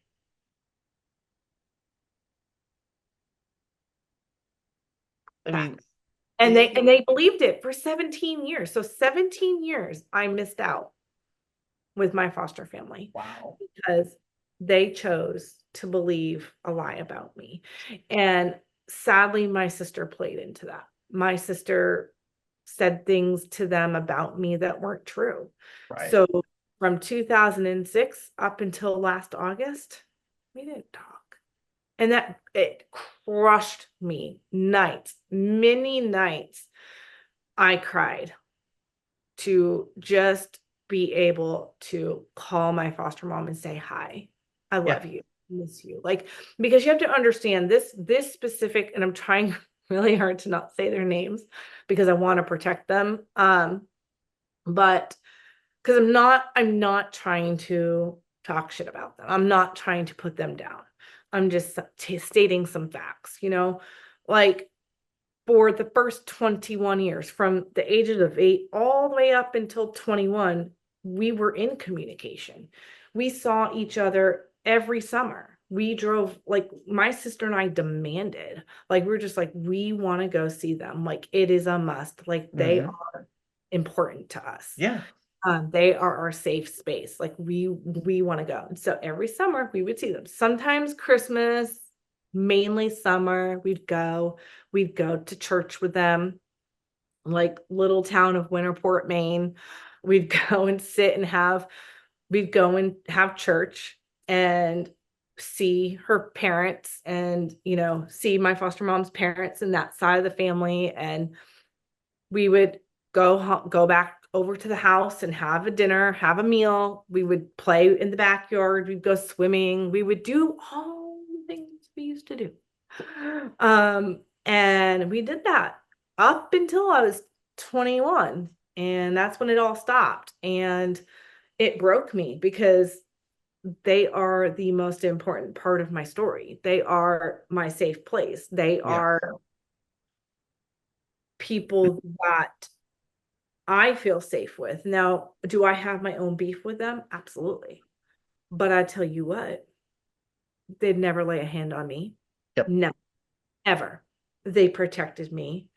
Um, and it's interesting because I've been doing hypnosis therapy, trauma therapy. I've I've been doing gone it thlike that.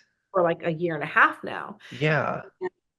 My therapist will say, okay, like she always makes sure, like, what's your safe space? For like the first month and a half, it was the ocean, gotta, the typical. And Yep. then it got real, and I was like, backyard. I'm on a swing set with my sister. Oh, I'm at so and so's house. I'm at our foster mom's house. Yes. That is where I want, like, that's where I want to be. That's where I just want all of this to end. Like, they are my, so if my sister were still alive, we probably still wouldn't be talking. I'm gonna keep that real. We probably wouldn't be talking. They they kept it from me. They called everybody. They called everybody in my biological family Wow. about death before me. And that's again, that's another conversation for like another night. Like I feel like that's like another 5 hours. Like I could go about that. Yeah. And I someone very close to me said that day or that week that I had found out, like, listen, Heather, like, absolutely, they didn't do this right, and you should have known. But Yeah.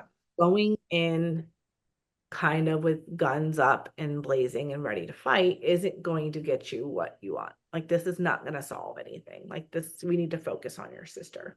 Mhm. Um, and like, this is not going to make them trust you. I said, well, not to like bring it up, but like there's been things done that they did too that makes me not trust them. I said there's been trust broken, Yeah. and I've not seen them, heard from them. They've not made any effort, and things were done. And so yeah, I'm having a hard time with this because I don't know how they're going to respond. Right. Um so I have a conversation with foster mom like I'm coming. I'm coming to Nicole's funeral. Yeah. Like, I'm her sister. I have a right to be there. I will And be. you needed to for you. I will be You there. needed to be there for you as Yeah, well. I will be there. Now, there's some things that I didn't know about. So she was like, Nicole wants things a certain way. I said, absolutely, of course. Like, she had wanted, there was a video left, and I guess she had wanted things done as to her service done a certain way. I said, okay. So fast forward, like I booked my flight, make it home to Maine, and I'm with my foster brother, and he's like, hey, like I just wanted to let you know, mom and dad have security set up for tomorrow. And I'm like, That's interesting. I said, okay. Well, I said, it's probably for bio mom. Like our bio mom probably is going to try to show up with, because if you're not familiar with the state of Maine, it's a small state. Like, Yeah. you know, small towns, people know your business, people know who you are. Yeah. And if I said the last name of this family, I would be like, oh, I know exactly who you're talking about. And Right. I don't want to give that away, but Right. I was like, okay, not thinking it. I said, or it could be Cynthia, but I don't think she'll show. Like she's out in Arizona. Not Was it thinking, for to keep the church away? nope. Oh, Ew, service was done at the church. The service was done in a church, okay? So where's the services? So I walk in, and foster mom and dad literally come running to me. Literally, they came running to me and they hugged me. They were like, we're so sorry. Like completely different response than I was expecting. Um, had some conversation. It was actually decent. It was nice. I actually felt safe. I was like, this is what I've been missing. Her whole family was there, her side of the family, her couple of her brothers were there. And they were like, we're shocked that you even remember us. I said, how could I not remember you? Like, you live next door to your sister and I was there and I played with your daughters for 3.5 years. Like, I know, like, I remember. So, Yeah. the service itself, like, as far as my expectation, I'm blown away. I was expecting there to be war. Now, you want to talk, like, let's talk a little bit about this whole religion thing, because I'm sitting there and people have flown across the country for this service. Okay. We've got police officers from South Dakota flying in from this. We've Hmm. got Boston PD coming in for this. We've got um, the guys who created and started PTSD 911 doc series coming in for this. We've got Oh yeah, that PTSD makes sense. 911 training institution people that my sister met and worked with coming in for this. Like, this is huge. And so they gave, like, someone came and, gave a message about, call 988 if you need help, whatever. It did, like, the little mental health thing. Yeah. And Yeah. then the pastor gets up, and this is where I get really disgusted, because instead of using my sister's situation and using it as an opportunity to help those who struggle with trauma, PTSD, mental health, he takes it and makes it a whole message, a sermon about how there's a spiritual 911 and Jesus is very near, and if you don't know Christ, today is your opportunity to invite him into your heart and to turn back to God. It was a whole thing. I was disgusted. I was like, that's it, I'm done. Like, you take my sister's tragedy Yeah. and you twist it and use it for your sick gain, to gain more people into your church, or to use it as a thing to turn to Hmm. God. When in actuality, that should have been turned and talked about more, about mental health. And I'm assuming your sister did not want that, didn't have that in what she wanted either. Yeah. But it was covered. It had to be like that because foster mom and dad they work with the state. Like, they are hand in hand with the governor. So if you think about it, they don't want that revealed. They don't want to reveal that, like, oh,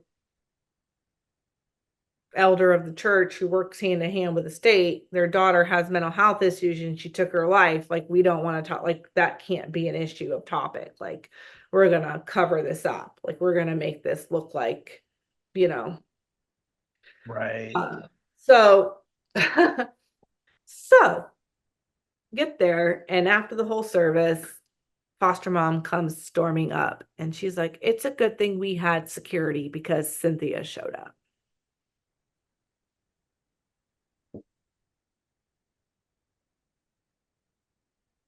How did That, that go? that's who security was for. They had her picture and everything. Good. Oh, it went like this. She was escorted off the property by 10 security guys. Good. She tried to get in and she was like, please just let me sit in the back. And you're like, no, you've been asked to leave by the family. She You're not allowed. doesn't she doesn't deserve that. Nope. But I found out, so conversations with my stepmom, she's like, well, Cynthia called me and about a couple weeks ago or whatnot, and was asking, like, or saying how, like, the Lord told her something was off with Nicole. Something wasn't right. Something serious was happening to her. And she was like, do you know, like, what's going on with Nicole? And of course, my stepmom's like, no, not really. Like, we haven't really talked since Alan's death, since we haven't really, like, we're not in, talking room, but we don't talk. Mhm. And of course, like, stepmom's not going to say anything. She's not going to tell her anything. But I'm like, no, Cynthia, the Lord didn't tell you. Yeah. It turns out that actually foster mom had had a conversation with my cousin, and cousin wouldn't promise to not say anything, and she said something to Cynthia. So Hence cousin is Lord now. Okay, got it. cousin, and hence why. But I'm like, why you gotta play that card? Why Yeah, can't you just say, hey, I talked to Jen.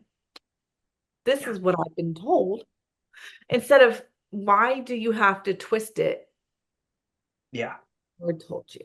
No, yeah. the Lord told you. No, we're not gonna But play that it's not like if she were to tell the truth, they're gonna be like, oh card. man, it would be man, what if the Lord had told you this? Like Right, it right, doesn't matter where you get that information. Like, right. And at this point, it's a control thing. It's like yeah. yeah. So, and that's the end of it. Really, is it? It was a thing, and Mhm. if my sister were still alive, we probably wouldn't be talking. Foster family and I, we are now. Sad that it took a tragedy losing my sister to get them to be like, oh, we should have been checking in on Heather a long time ago. Um, but it's happening. And the conversations are few far and in between. Like, we keep it mutual. Sure. We've shared pictures, um, and I'm grateful because like this is something that I've been wanting. Is there conversations that need to be had? Absolutely. Conversations need to happen. And they Um, will in at the right but time. and that's the thing, I don't know. Yeah. Right now, we are so wounded and hurt over this, and we Mhm. are still not okay. There may never be a conversation, or there may, I don't know, um, an explanation or an apology, and I don't know. I don't know what that looks Mhm. like. I do know right now they're hurting and I'm hurting. They found my sister. Like, they literally walked into her apartment and found her. Like, they literally Oh, did a wellness check. So, because I asked, I was like, so what actually happened? Like, obviously, I know she took her life, but like, what led up to you guys finding out? And yeah. she missed a day of work. Um, they were like, she missed Tuesday. Like, they thought like, oh, she probably was, sick and she just forgot to call out. And then she missed her birthday party. She was supposed to be at the house for her birthday party. And then she didn't show up for work the next day.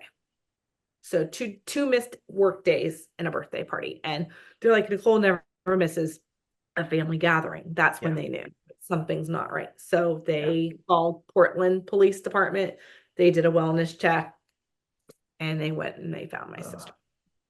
yeah, I work in an apartment complex here in Indianapolis, and we I've unfortunately had to do numerous wellness checks with the PD, and that's a very that's usually they missed work, they missed this, they would never miss this, and you know, Mhm. you can you can feel when No, it's not right. no. And that's my sister. Like, my sister and I, we're very dedicated to our work. Like, we are hard workers. That's in our blood. That's what we've been taught. Like, you you show that you're available and you make yourself available. If you can um get out of bed, you can go to work. you can go to work, and I was always taught, like, have open flexibility because they'll keep you, show Mhm. up on time, take extra shit. And so that's how we've always been. I've been like that. Yes, I never show me up. too. Dude, I literally walk 2 hours to work every day. Wow. I'm currently having to walk 2 hours because I have a flat tire and I can't get it fixed till next payday. So I can't, like, so I'm kind of screwed. So I'm having to walk. Okay. And so I've walked to work because I don't have a choice. I have bills to, Right. and at the end of the day, no one's going to pay my bills. Anyway, it's a thing. Like, we were taught, like, we're not calling out unless we're sick. Like, I never call out. Like, I Yeah. finally sent home for the first time in 2 weeks ago. Like, they're like, go home. I'm like, what? Mhm. Because I They show have up. to, If I'm not throwing up and I don't have a fever, I'm gonna yeah, go. they have to make me go home. They have to make me, yeah. And Yeah. so that's how my sister was, and never missed a day. Like, she she would call off if she needed to. If she was really, really, truly sick, Mhm. and felt like, hey, I can't do this. But Yeah. for the most part, she never missed a day. She never missed a day. She never missed a family event. Um, she was always there. And I was like, okay, that explains it. Like you missed 2 days of work, Yeah. and yeah. Um, how many how many ex members have you spoken with since you've been out? So I know you're writing a book right now. You know, how many ex members have you spoken with about, you know, praise, power, and prayer and everything that went on? Have you talked to anybody that's no longer a part of it, or Yeah. is that not really a conversation that happens? So yes and no. So I have spoken to several. I'm still actually acquaintances with a couple of the people. A good family friend of ours who was very close to Cynthia. They were best friends. Cynthia shunned her and her family as well, and they had moved to Germany. And Oh, we had flown out to Germany to see them, and they immediately were like, yeah, something's off with Cynthia. Like this is not right. But she shunned her best friend of 16, wow. 17 years or whatever. So Wow. I still like we're friends on Facebook. We don't really talk a lot. I feel like we don't talk because I feel like they believe I did something wrong. They're very distant. I talk to her daughters, her two daughters.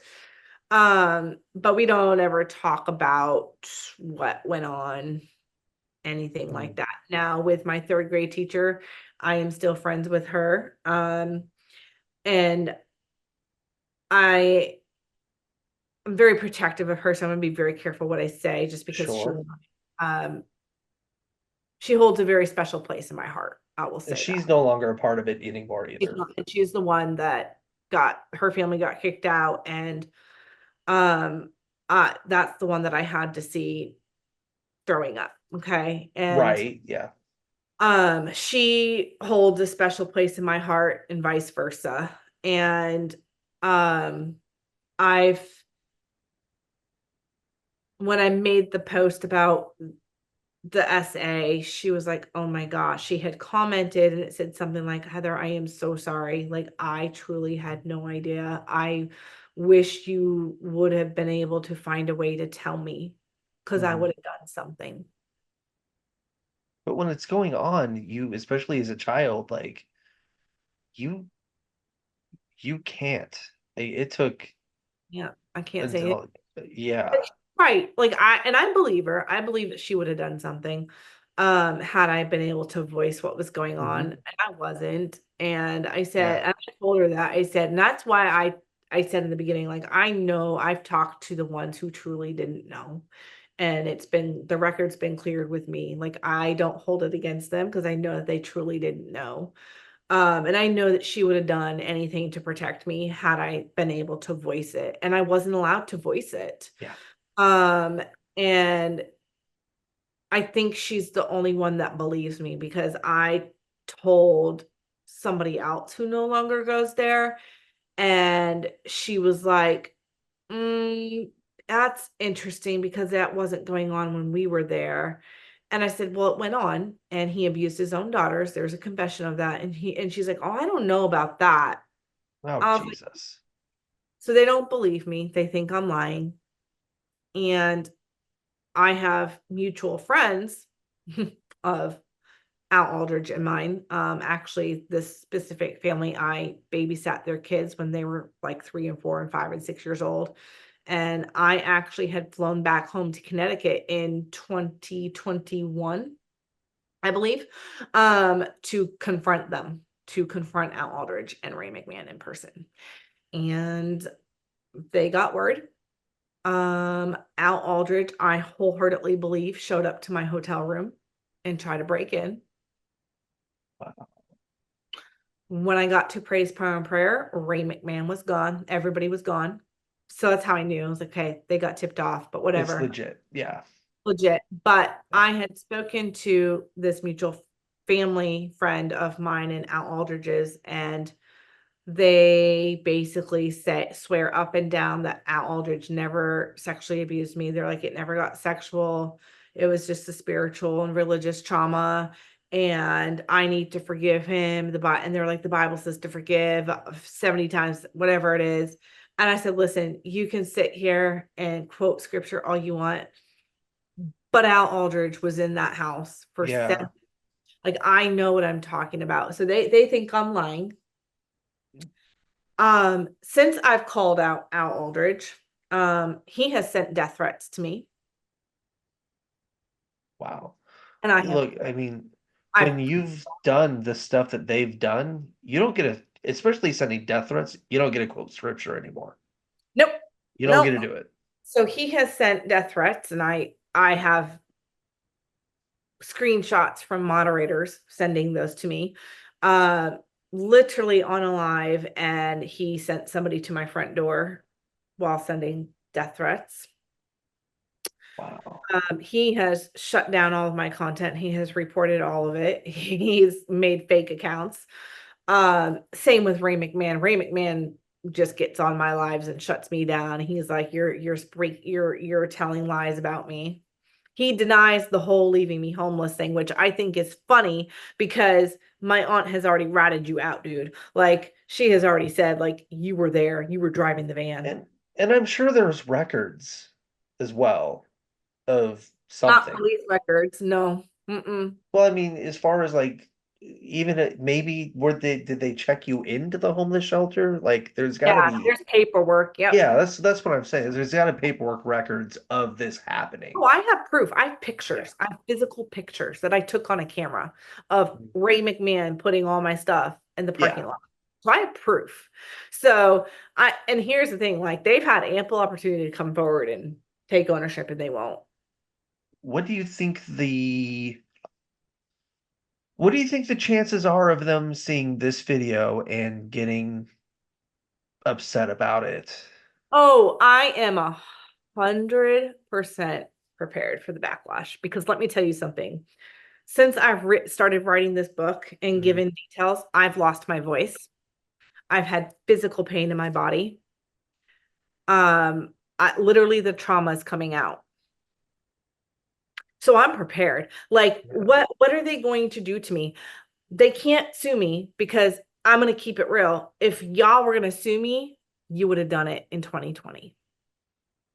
The boat's kind of sailed on that one, Yeah, I feel in my like. opinion. In my Yeah. opinion. I Yeah. don't disclose where I'm living. Heck, I'm actually about to be moving, so Mhm. I don't disclose my locations. Right. Which is why I'm So also not going to be doing that. Um, I live in the UK. Thank you. No, just joking. But yeah, I am like, I am telling you, in the back, talk about the backlash. Getting that flat tire was a backlash. hmm, That, like, I am prepared. There's nothing at this point that Al Aldridge and Ray McMahon can do. At this time, at this point, it's wartime.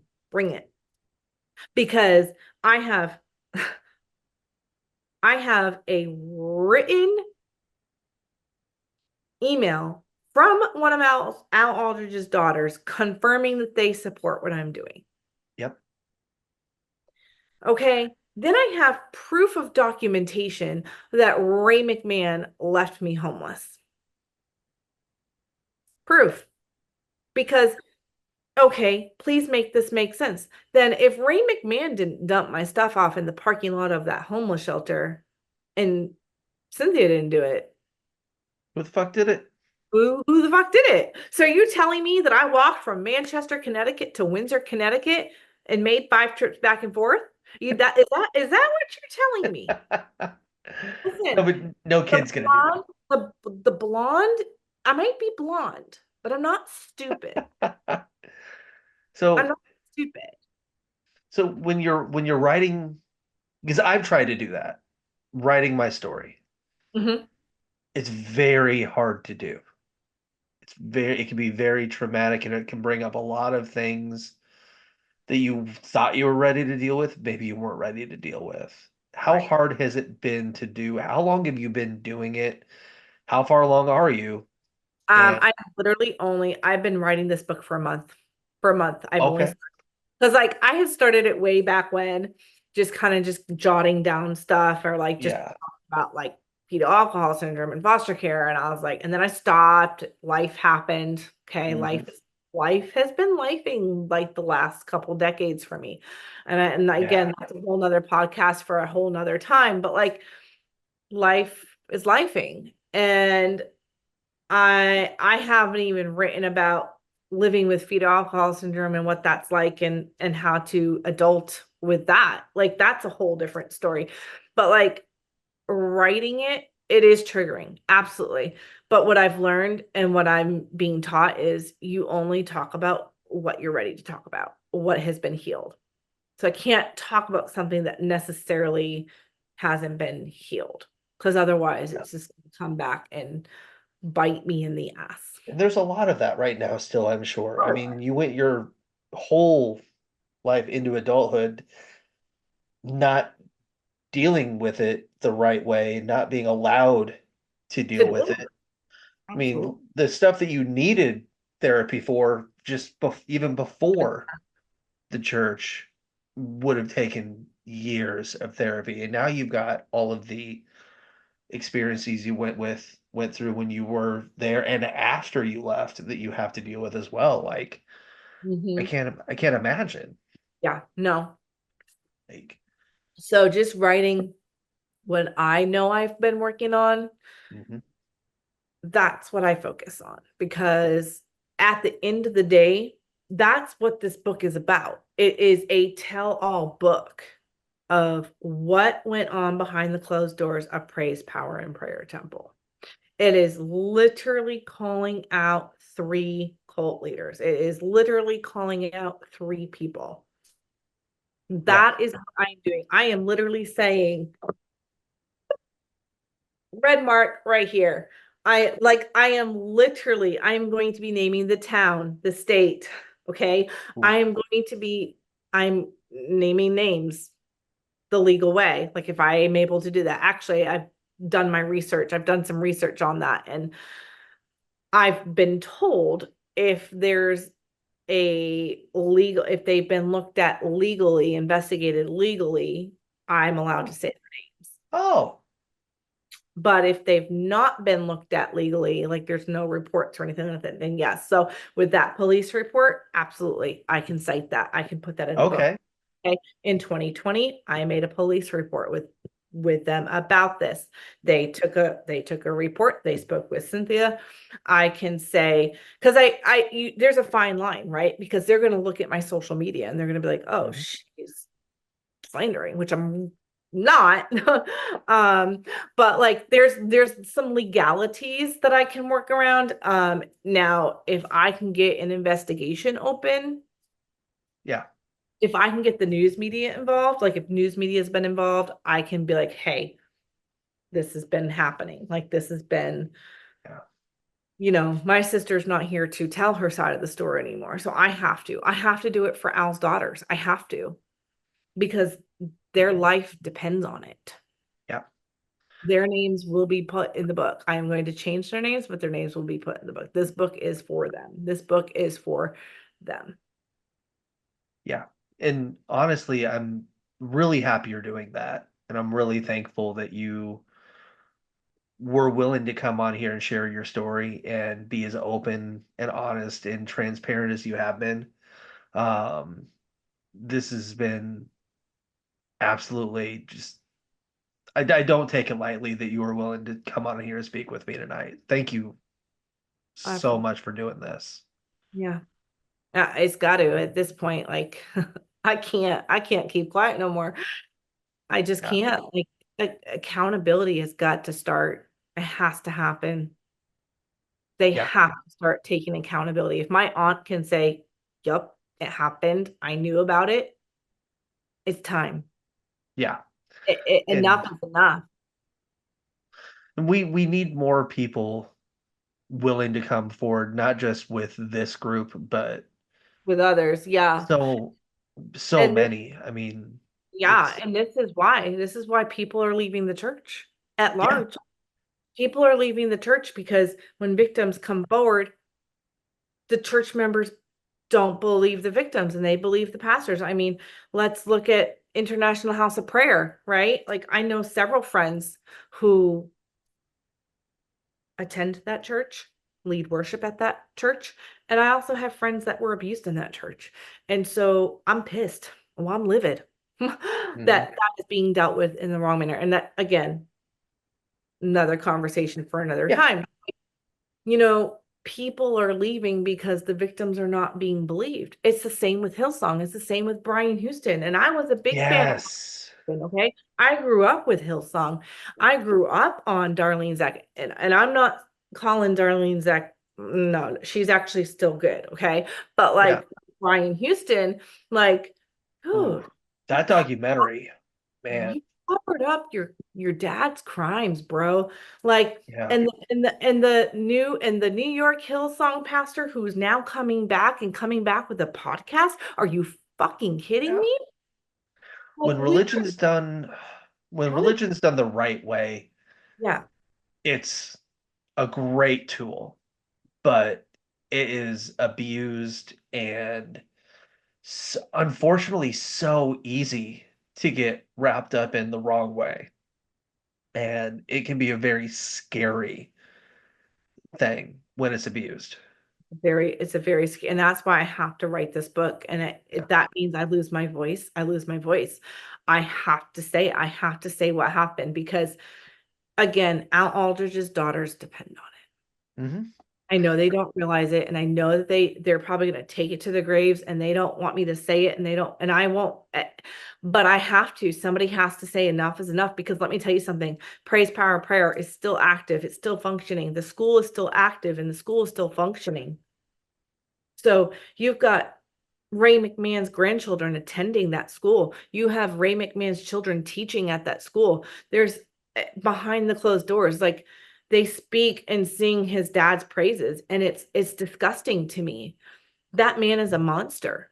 They're monsters. Ray McMahon is a monster. So is Al Aldridge. And where it is time to take some ownership. Where's the ownership? At this point, I don't give a damn about an apology. Am I But owed we're it? past that. Absolutely am owed it, and we're past it. And I don't quite frankly don't give a damn. An But apology really wouldn't it wouldn't do do. anything. But let's take some accountability because Yeah, you fucking played a part in my sister's death. You played a part in how my life went. And I was a child. you And didn't have a your childhood no, and because your of it. job as a pastor, you're supposed to protect your sheep. You're supposed to protect them. I don't care, like youth, pastor, elder, I don't care who you are. Like that is your job. Your job is to protect. And you failed miserably. Yeah. He Are you failed. surprised? Ray failed miserably.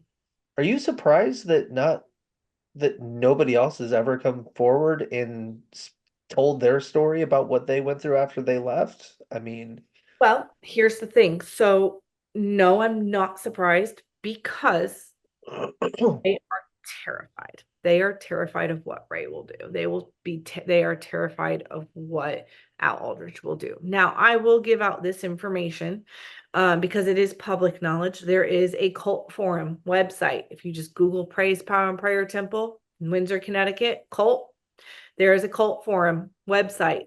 You click on that, you just type in Praise, Power, and Prayer, and you can see what everybody has to say. Members, ex-members. wow. And it's a very I feel like it's normal practice for them to use for cults to use scare tactics to make people afraid of the retaliation that they will go through if they talk when they leave, which is why so many things have happened to you and other people, and you've dealt with the stuff you've dealt with because you started to stand up while you were there and you didn't just give in to everything in the end. And that's why things, they use those tactics. Like you hear about it all the time. Use tactics now. They're gonna. They're gonna. Yep. Hi guys. Yeah. Right. I was gonna say, hey, say hi. Yep. Yep. So I don't want to talk to them. they've been warned. Like, I'm not playing anymore. This is serious, and it's time to take accountability. I'm calling him out because I'm over it. Yeah. Done. I I interviewed last night. I interviewed a girl who was the roommate of one of the Harvey Weinstein accusers, and she ended up having to go on speak at the trial. And the quote that she used kind of reminds me of you right now. She said, "Fucking bring it." Bring it. You know, Here's the she, thing. yeah. The reason why there's been no lawsuit against me, because they know I'm right. Hmm. Because let me They tell you something. If Ray McMahon was gonna bring me, or Al Aldrich was gonna bring a lawsuit against me, you would have done it in 2020. well, and they know that if they bring a lawsuit against you and sue you, then why are they? Well, the first question is, well, why? And that's giving you an open platform legally in the court of law to tell everything. Yeah, bring So it. they know. I'm telling you, people flock to them every Sunday. They literally drive in their cars to go sit and hear Ray McMahon preach. Why? I mean, Like he's a known preacher, and people don't know the truth. they don't want to know the truth. Yeah. Yeah. Or they know the They truth, they just rather stay quiet. Yep. And it sounds like when you're a part of that church, you're trained and ingrained in your head to believe that it's normal, It is, yep. and it's not. It's not 100%. I grew up in the church. I may not be a part of it anymore. Literally, not any part of that is normal. It's not.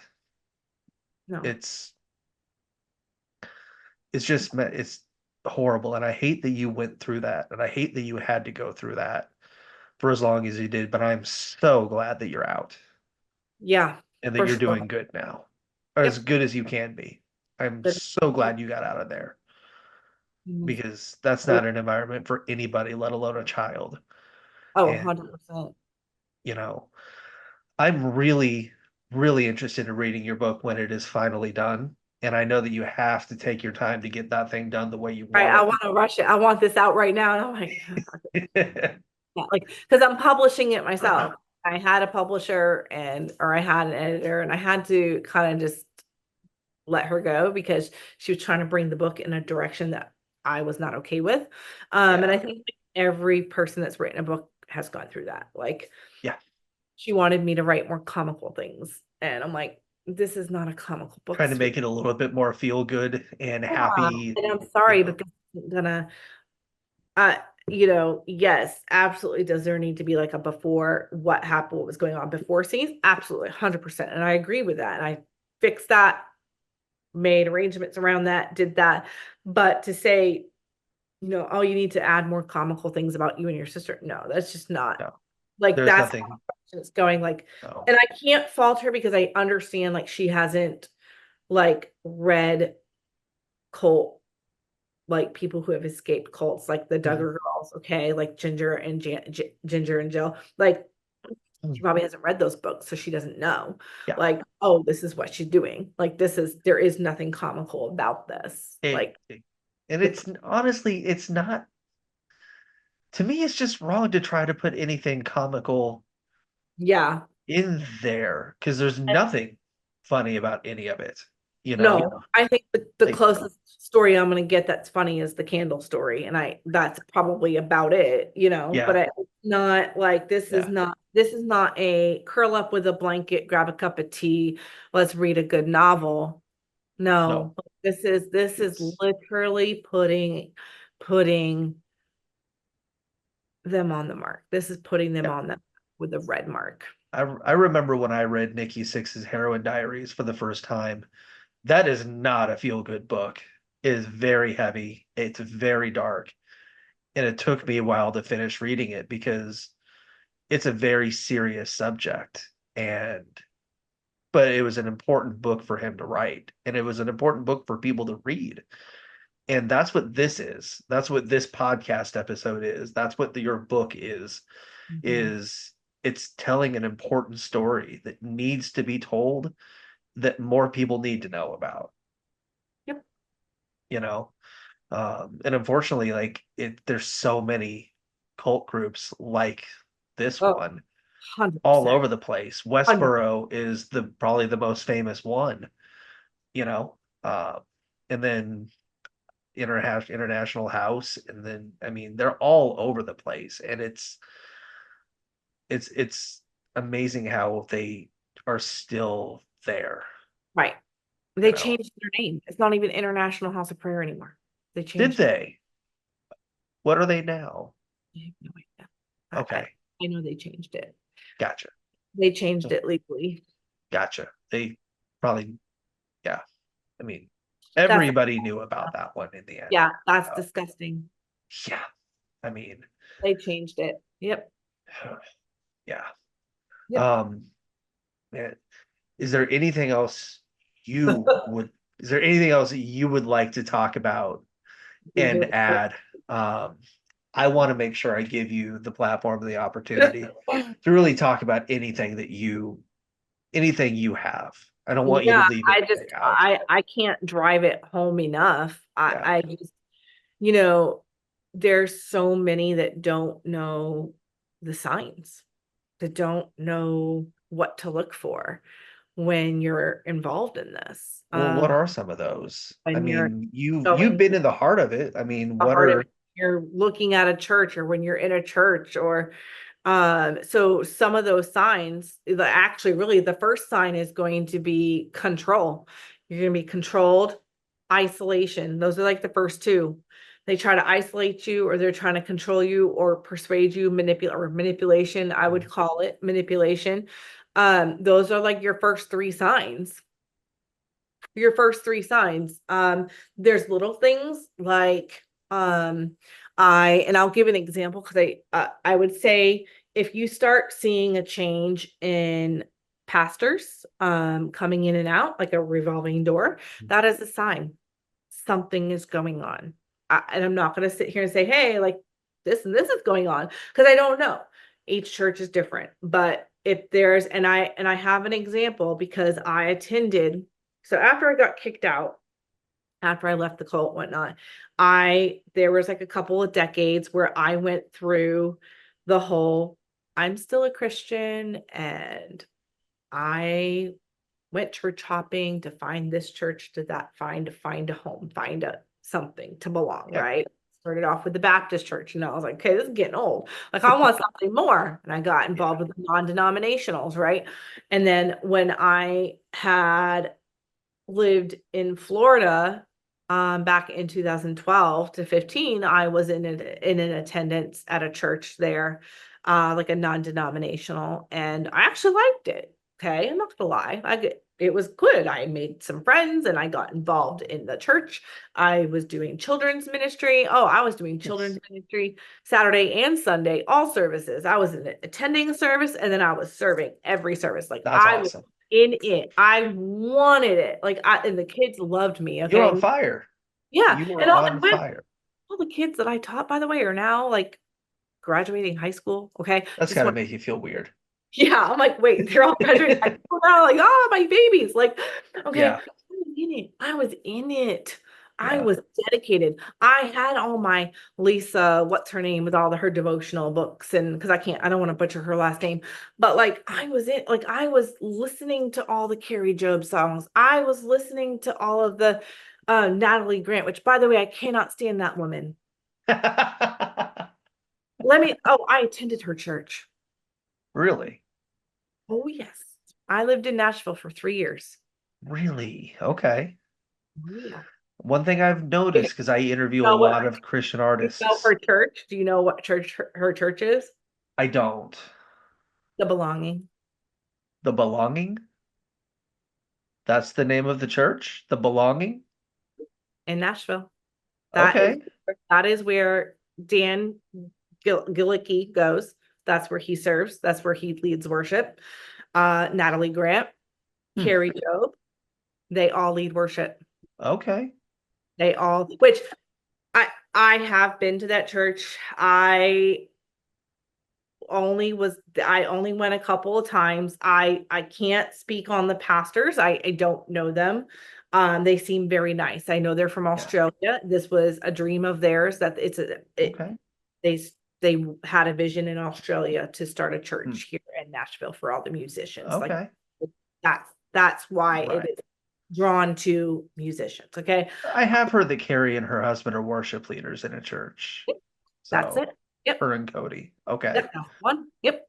Carrie, I've always had good experiences with. Oh Carrie yeah, seems Carrie's like he's, awesome. I don't have any. She yeah, mainly leads on Sundays. I don't. I've never seen her like on a Tuesday or middle yeah. of the week. But Danny, I don't know too much about. I have weird mixed vibes with him. I'm gonna be honest. I don't. Hmm. I just I've never but Natalie Grant I've heard from another friend on my TikTok page, my TikTok community who actually worked close with her. Um Okay. she is a whole different person outside Hmm. of the church. Um Gotcha. she literally was on the phone cussing and swearing at some of the other worship leaders from Uh, that church. So I have a problem with that. Like, yeah. no, like I'm not a fan of her anymore. Like, she Yeah. might have a great voice and she might have all these great songs, but like, I I've interviewed a ton of Christian artists. I mean, up in the double digits, and I've got the ones that you can tell are they're good. And I can tell you the ones that I mm-hmm. don't really ever want to talk to again. Yeah, no, Matt, what's his name? I've never talked to him. West, Yeah, he's don't Matthew West. yeah, don't get me going with him. But Yeah. I just his modest is hottest video with his daughters. No, that rubbed me the wrong way. Mhm. Um, Yeah. I actually lived 10 minutes from Toby Mac. Okay. That's because I've they live. heard differing stories when it comes to Toby. Yeah, so they all of them, Natalie, Carrie, um, Toby, all of the Mm. Christian singers, they all live in Franklin, Tennessee. They Yeah. live in that area. And so Yeah.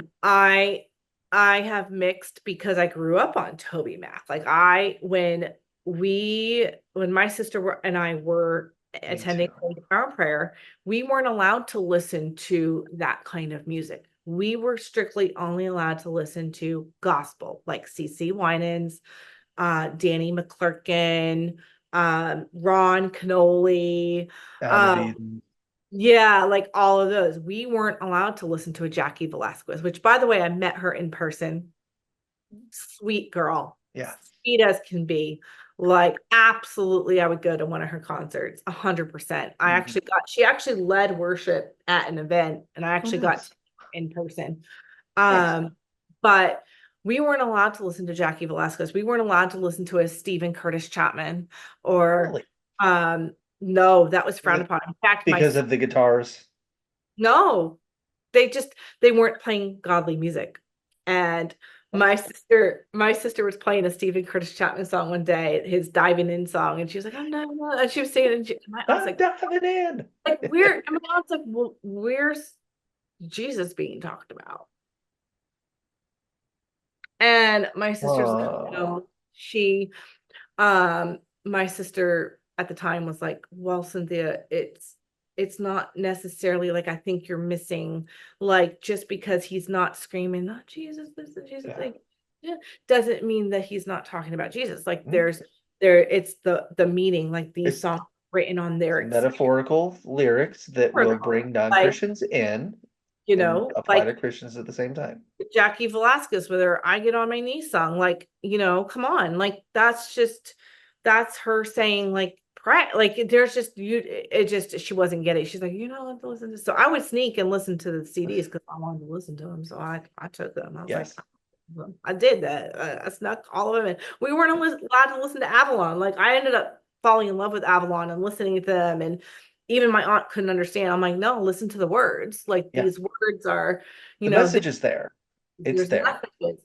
Yeah. And It was the same with Toby Mac. Like everybody is like, oh, the messages and baseball Toby, songs. I can see because he's especially early Toby Mac Momentum Days was very heavy. He was good. He was good. And he's still kind of good. I He's know not the same. his a lot of his music lately has been geared toward his son that passed away. Yeah. And that was hard. I can't listen to his last album. It's too You could tell that he's trying to heal and get that out. A good I've thing, I right? I've seen him probably 20 times and I saw him on his last tour that came through the Midwest. I'm not going to disclose the city. Yeah, no, no, Not going no. to do that.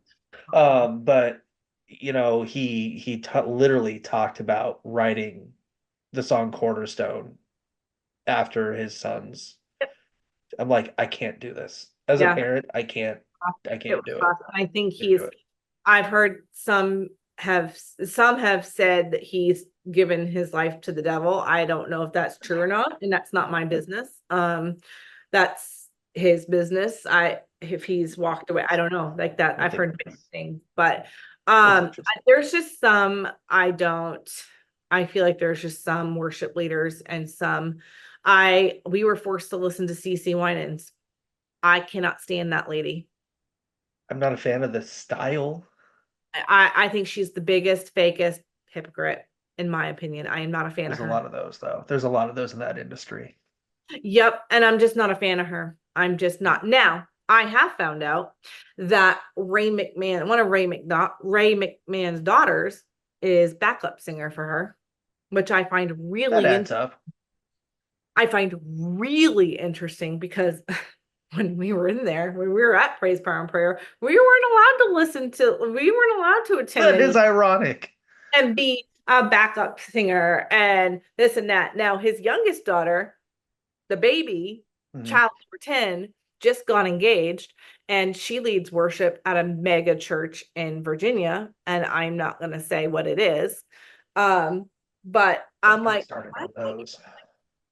I wonder what your dad thinks about this. Yeah. But I just, yeah, it's not, we weren't allowed. Like it was everything was CC Winans. And then like, oh, like you had to sing like CC Winans. You had to be like her. If you didn't have her voice, if you didn't have, like, it's just, why? Why? People, Yeah. why? And so, yeah, looking for isolation, signs of isolations. So going back to the church that I had visited, that I was in attendance to, I noticed that there was a constant change in the leadership of the youth pastors, Hmm. uh, children's ministry. And I was like, okay. I was like, and at first I kind of just brushed it off. I was like, okay, well, maybe they're just like he's away. Like if they're away, they'll send somebody in, to cover for them while they're on Yeah. vacation. But then I started noticing a habit. I was like, why is it every 3 to 6 months we're getting a new youth pastor That's like on the dot. on the dot, right? And so I remember asking like the lead children ministry leader, like, you know, can I call, I need pastor so and so's because I want to know what's going on. Like this is inconsistency. Like you Hmm. guys talk about being consistent with these Yeah. children. Well, it shouldn't be the same with having the same youth pastor every week. Like, Hmm. where's the consistency? So they got mad at me and they finally asked me to step down because I was asking questions.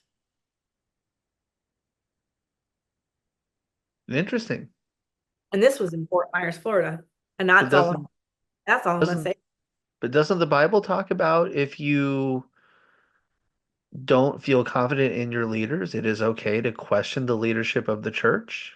Yeah. And all I was asking was trying to ask it, like, what's What's going on? going on? I've noticed Yeah. that. So what I've learned, so now that I've completely walked away from Christianity, Hmm. yep, That's okay. I walked away. I know I did that for a reason because I know there's going to be people that are going to be messaging me like, what? I actually have a very big Christian listener following, and this is a reason why I interview non-Christian artists and Christian artists at the same time, because Mhm. it's very important to get both sides. and hear both sides. And unfortunately, both of those sides don't want to listen to the other side sometimes. Yeah, So the non-Christian I listeners don't. will hear the Christians, the Christian listeners will hear the non-Christians. Right. And I'm just, I am no longer a Christian and I am okay with that. That's And fine. I don't have the desire to do it. Like Mhm. when I see when there's deceit in the leadership and they're not being first. So what I've learned is when there's a change up like that, and I'm not just talking once, okay? I'm not just talking once. I'm talking a consistent when it's every 3 months or every three Yeah. to 6 months. There's a boom, somebody different, somebody different, somebody different. And in this case, it was literally every 3 months. Mhm. That's a red flag. Yeah. It's That like they're is, finishing an assignment. yeah, that is a red flag. Now, what I have learned in my research of listening to others who have been in situations like mine, that when there is a change like that, it is because the previous one was asked to leave. Hmm. That is usually what is going on, is that the previous pastor was asked to leave for whatever reason, and usually that reason is SA, or they were unfaithful to their wife, or what have you. Which, by the way, I'm going to go on a rant for a minute. Can we just stop with the whole SA is a biblical thing and it is not a crime? Because it's a crime. I have never once heard that is that a common thought in the church? In like They lit really? the church literally believes that when a pastor essays a child, that it is because the pastor, the pastor's confession is, I was unfaithful to my wife. I committed fornication and adultery, or fornication, or whatever the one is. Yeah.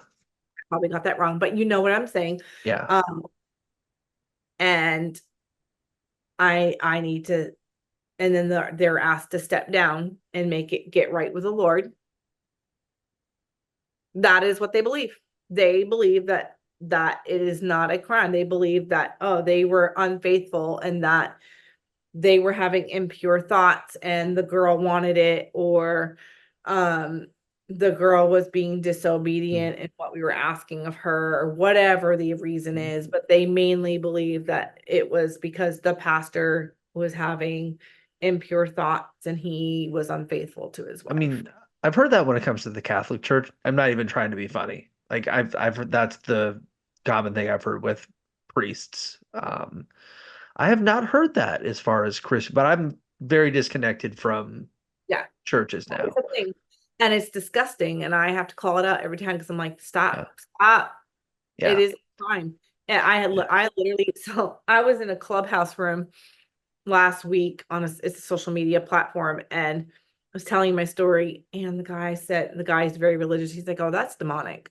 And I said, "Can you just stop with the biblical terms? Can we stop biblicizing it? Yeah. Can we Yeah. just stop with that?" I said, "It's a crime. And if you're going to sit here and tell me that a pastor essaying a child, I sorry, I like TikTok, you can't say certain words. So I'm like, essay, Yeah, like, I completely know what you're saying though, so hey, you're good. like, You're good.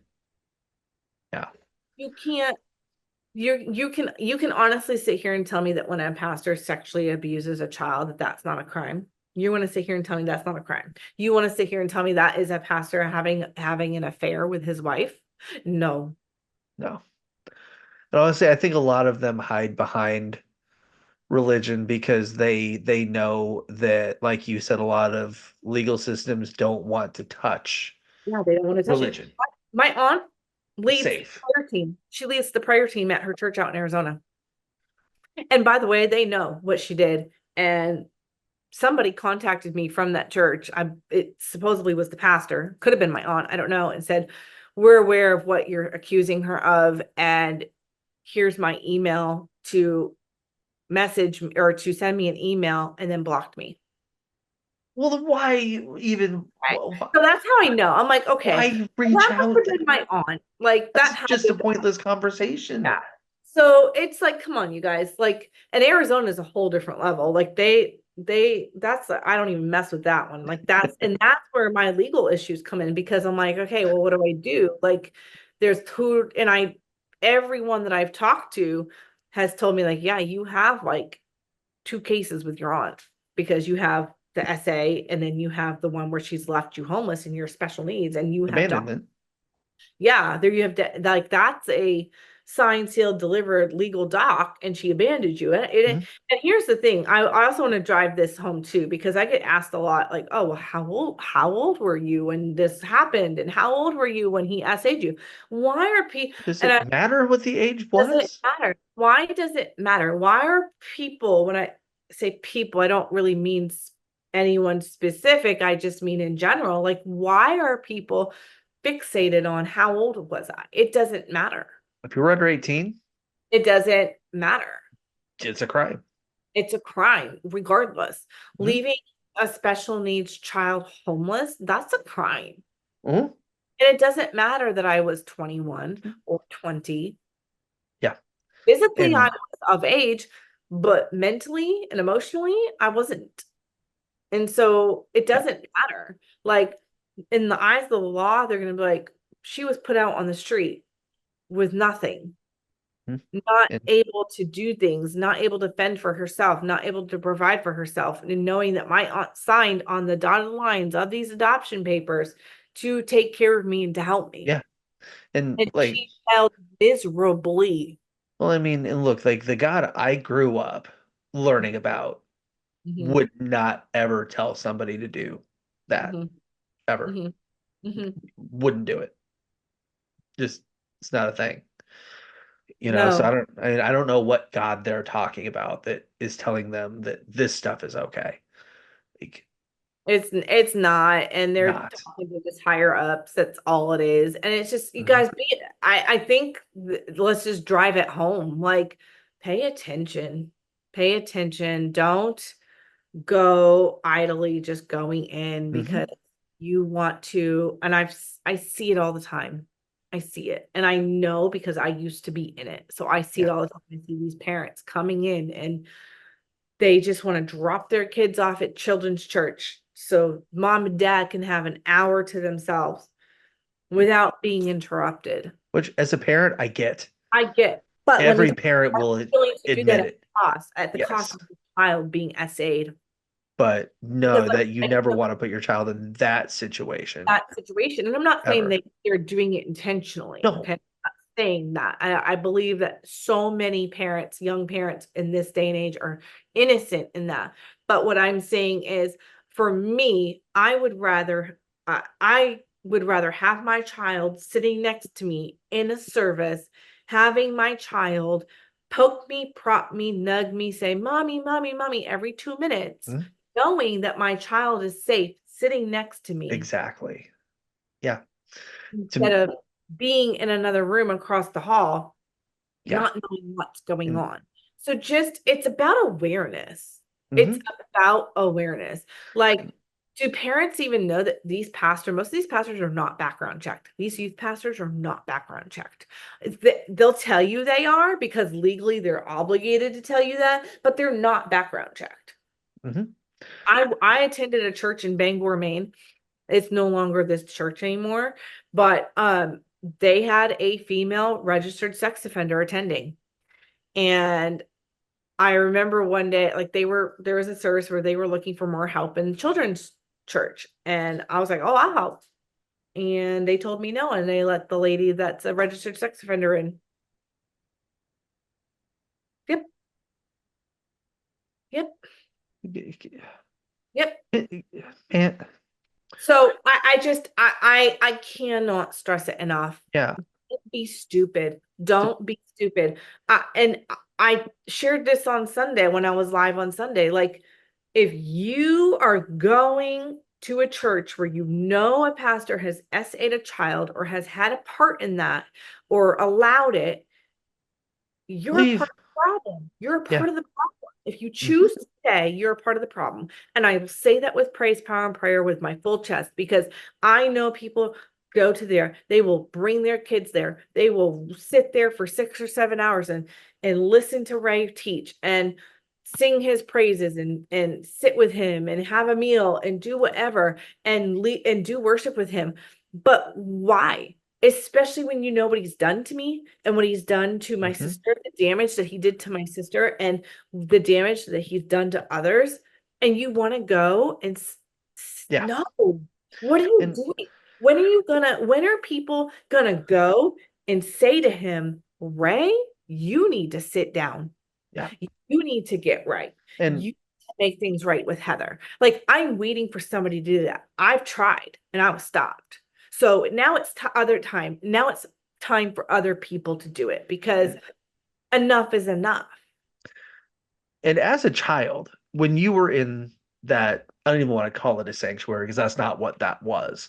But when you were in that room and they were making your teacher, forcing her to vomit and throw up to get rid of there was a part of you, even as a kid, I can tell you knew like this, This was off. This was this is off. wrong. This is Oh, something's they not would right. lay me flat on the floor. Ray McMahon would be laying me flat on the Yeah. floor. He'd be at the head at my head, casting demons at Mm, me while Al Aldridge was on top of me. Like this is something that I yeah. went through for the whole time I was there. Hmm. And where is the accountability? And yet, why is Praise, Power, and Prayer still open? Yeah. Why is And Praise, Power, and Prayer Christian School still active? Why is yeah. nobody, people are going and having services with these people? And instead, what they should be saying is, hey, we can't be in attendance until this is dealt with. Well, and when you're in a, if you are going to a church and you're seeing stuff like that, Mhm. even if you're not seeing stuff like that, and if you get a feeling that something's off, Mhm. something's off. Mhm. And, if you legitimately read the Bible and see what it talks about God really being like, Mhm. all of this stuff is not in there. Mhm. Like, that is not what, like, if the church you're going to doesn't reflect what the Bible says is right and wrong, and you are being just, you think that you're being spiritually fit, you're not. Mhm. Like, no church is worth putting your children in that type of a situation just so that you can think you're getting spiritually built up. Because you might think you're getting spiritually built up, Mhm. but your kids are being destroyed. Yeah. And as a parent, if you're putting your kids in that situation, you're a shitty parent. You're failing as a parent and a person and a Yeah. Christian, by the way. Yeah. Yep. So I 100%. just, I've been So, to, just like you, I've been to some churches that are absolutely awesome, but they're so few and far between. They're hard to find. mhm. And just, it's so hard to find a church that does it right. Yeah. And Yep. unfortunately, there's more churches that say they're churches that aren't. Yep. And they're not. That's what That's it. Just be on the lookout for control, isolation, manipulation, gaslighting, all of it.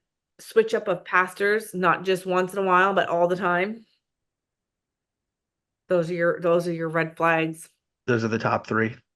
Yeah, isolation, control, manipulation, and then the switch up of all the pastors. I would be questioning that. So they'll And, break you down, yep. change you, break you down, Hmm. and then basically lie to you and brainwash you to make you believe that this is normal Yep. and we're your family. Yep.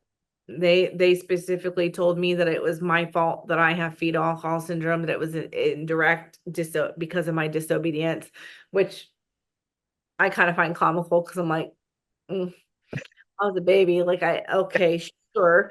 Right. Make Yeah. that make sense, but like let's put the blame where the blame is on that one. Yeah. And that like my trauma is because of my disobedience. Like I caused my trauma. And that's BS. I still struggle with that. But it's BS. I know that. Like it. any pastor that tells you that it's your fault, that pastor needs to take a seat. Yeah, because that's not what a pastor does. And Like, they do. Churches are not informed on trauma and PTSD, and they mhm. need to Yeah, be. yep. And I mean, I've had my differences with him over the years, but my stepdad's a pastor, and like they've been to some churches that aren't good, and they've been to some that are, and I've only been to his church once, but one thing I will say is that church does look out for trauma victims and assault victims, and they want to help. Mm, And there needs to be more like that, I think. yeah, I mean, I absolutely. don't think I know, and Oh, absolutely. There needs to be, you know, because you just don't know. Like, when was the last time instead, and I say this all the time, but like, people come to church because they're what? They're hurting. they're broken. They're broken. Something's going on. Like, instead of trying to fix them, sit with them. Like, what would it be like if you sat with somebody's grief, if you sat with somebody's pain and said, I'm sorry. How Hmm. can I, do you want support or do you need help? Like, how can I help you? How can I support you? And be okay if they say, hey, I don't need help. I just need you to listen, Yeah, or yeah. I need some guidance, maybe I need some resources. Do you have any? Like, Mhm. churches need to start having mental health resources. Churches need to start talking about suicide. Churches need to, I mean, let's look at the pastor's wife who just died, like literally killed herself, or so it people are saying. And now it's actually saying that they think that he killed her. But like, and I, like, come on, like, let's talk about it. Like, be like, let's not sweep it under the rug. Mhm. Let's talk about it and give people their space to grieve, give people their space to heal. Like, churches should be about healing. And Mhm. this is why I've stopped going, because it's not been about that. Like, No. are where are the pastors that are going to say, you know what, like, I'm going to put my Bible aside. Hmm. I'm For a minute, I'm going to take my pastor hat off and be human and be a husband, be a father, and sit with somebody's pain and grief Yeah. I and talked just about sit in it. Just be. Well, it's uncomfortable. I Damn talked straight. about this I talked about this with my grandpa when I was back home over the 4th of July, and we were talking about churches and why so many people aren't going anymore and so many people are leaving it, and so many young people want nothing to do with it now. And just like I just told him, I was like, people want people want something that feels real, that's authentic and legitimate. And churches nowadays are more worried about the experience, Mhm. making you leave feeling good about yourself and happy, but they're also more worried about numbers as Yeah. well, and Mhm. getting you to become a member of their church, which I don't agree with to begin with. I don't agree with But that. instead of fixing the church itself from within, they're worried about bringing more people into an already broken system Mhm. that are already broken coming into a broken system. And it in the end, it's just falling apart completely now. I think they've gone astray from what they're really wanting to do. There's so many churches that I know. The one I went to when I was living in Florida, um, they were all about community. And since I've left that, I've still seen that church come together as a community. I've seen Fort Myers come together as a community. Fort Myers was my home for a while, like for 4 years. And so when that hurricane hit, I was devastated because I still talked to, I'm still friends with some of those people from that church. Um, and I was concerned. I was like, oh my gosh, like, I wish I could be there to help, and I can't, da da da. But I saw them come together. So yeah, there's some awesome things about these places. Hmm. When they do back to school stuff. They make sure that the less fortunate children get their stuff that they need for school. Like I have seen people come together, but at the same time, I have seen it go south. I have seen it been misused, mistreated, misabused, and just people like say, "Hey, we're done. We can't do this." Yep. And unfortunately, a lot of the big Christian events, concerts, and just Christian events do the exact same thing. Like I don't necessarily call myself a Christian, but I don't call myself an atheist either. I don't need to put a title on it because I don't know what the fuck it is anymore.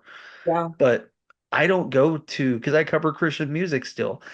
I don't go to these concerts all dressed up or wear a Christian.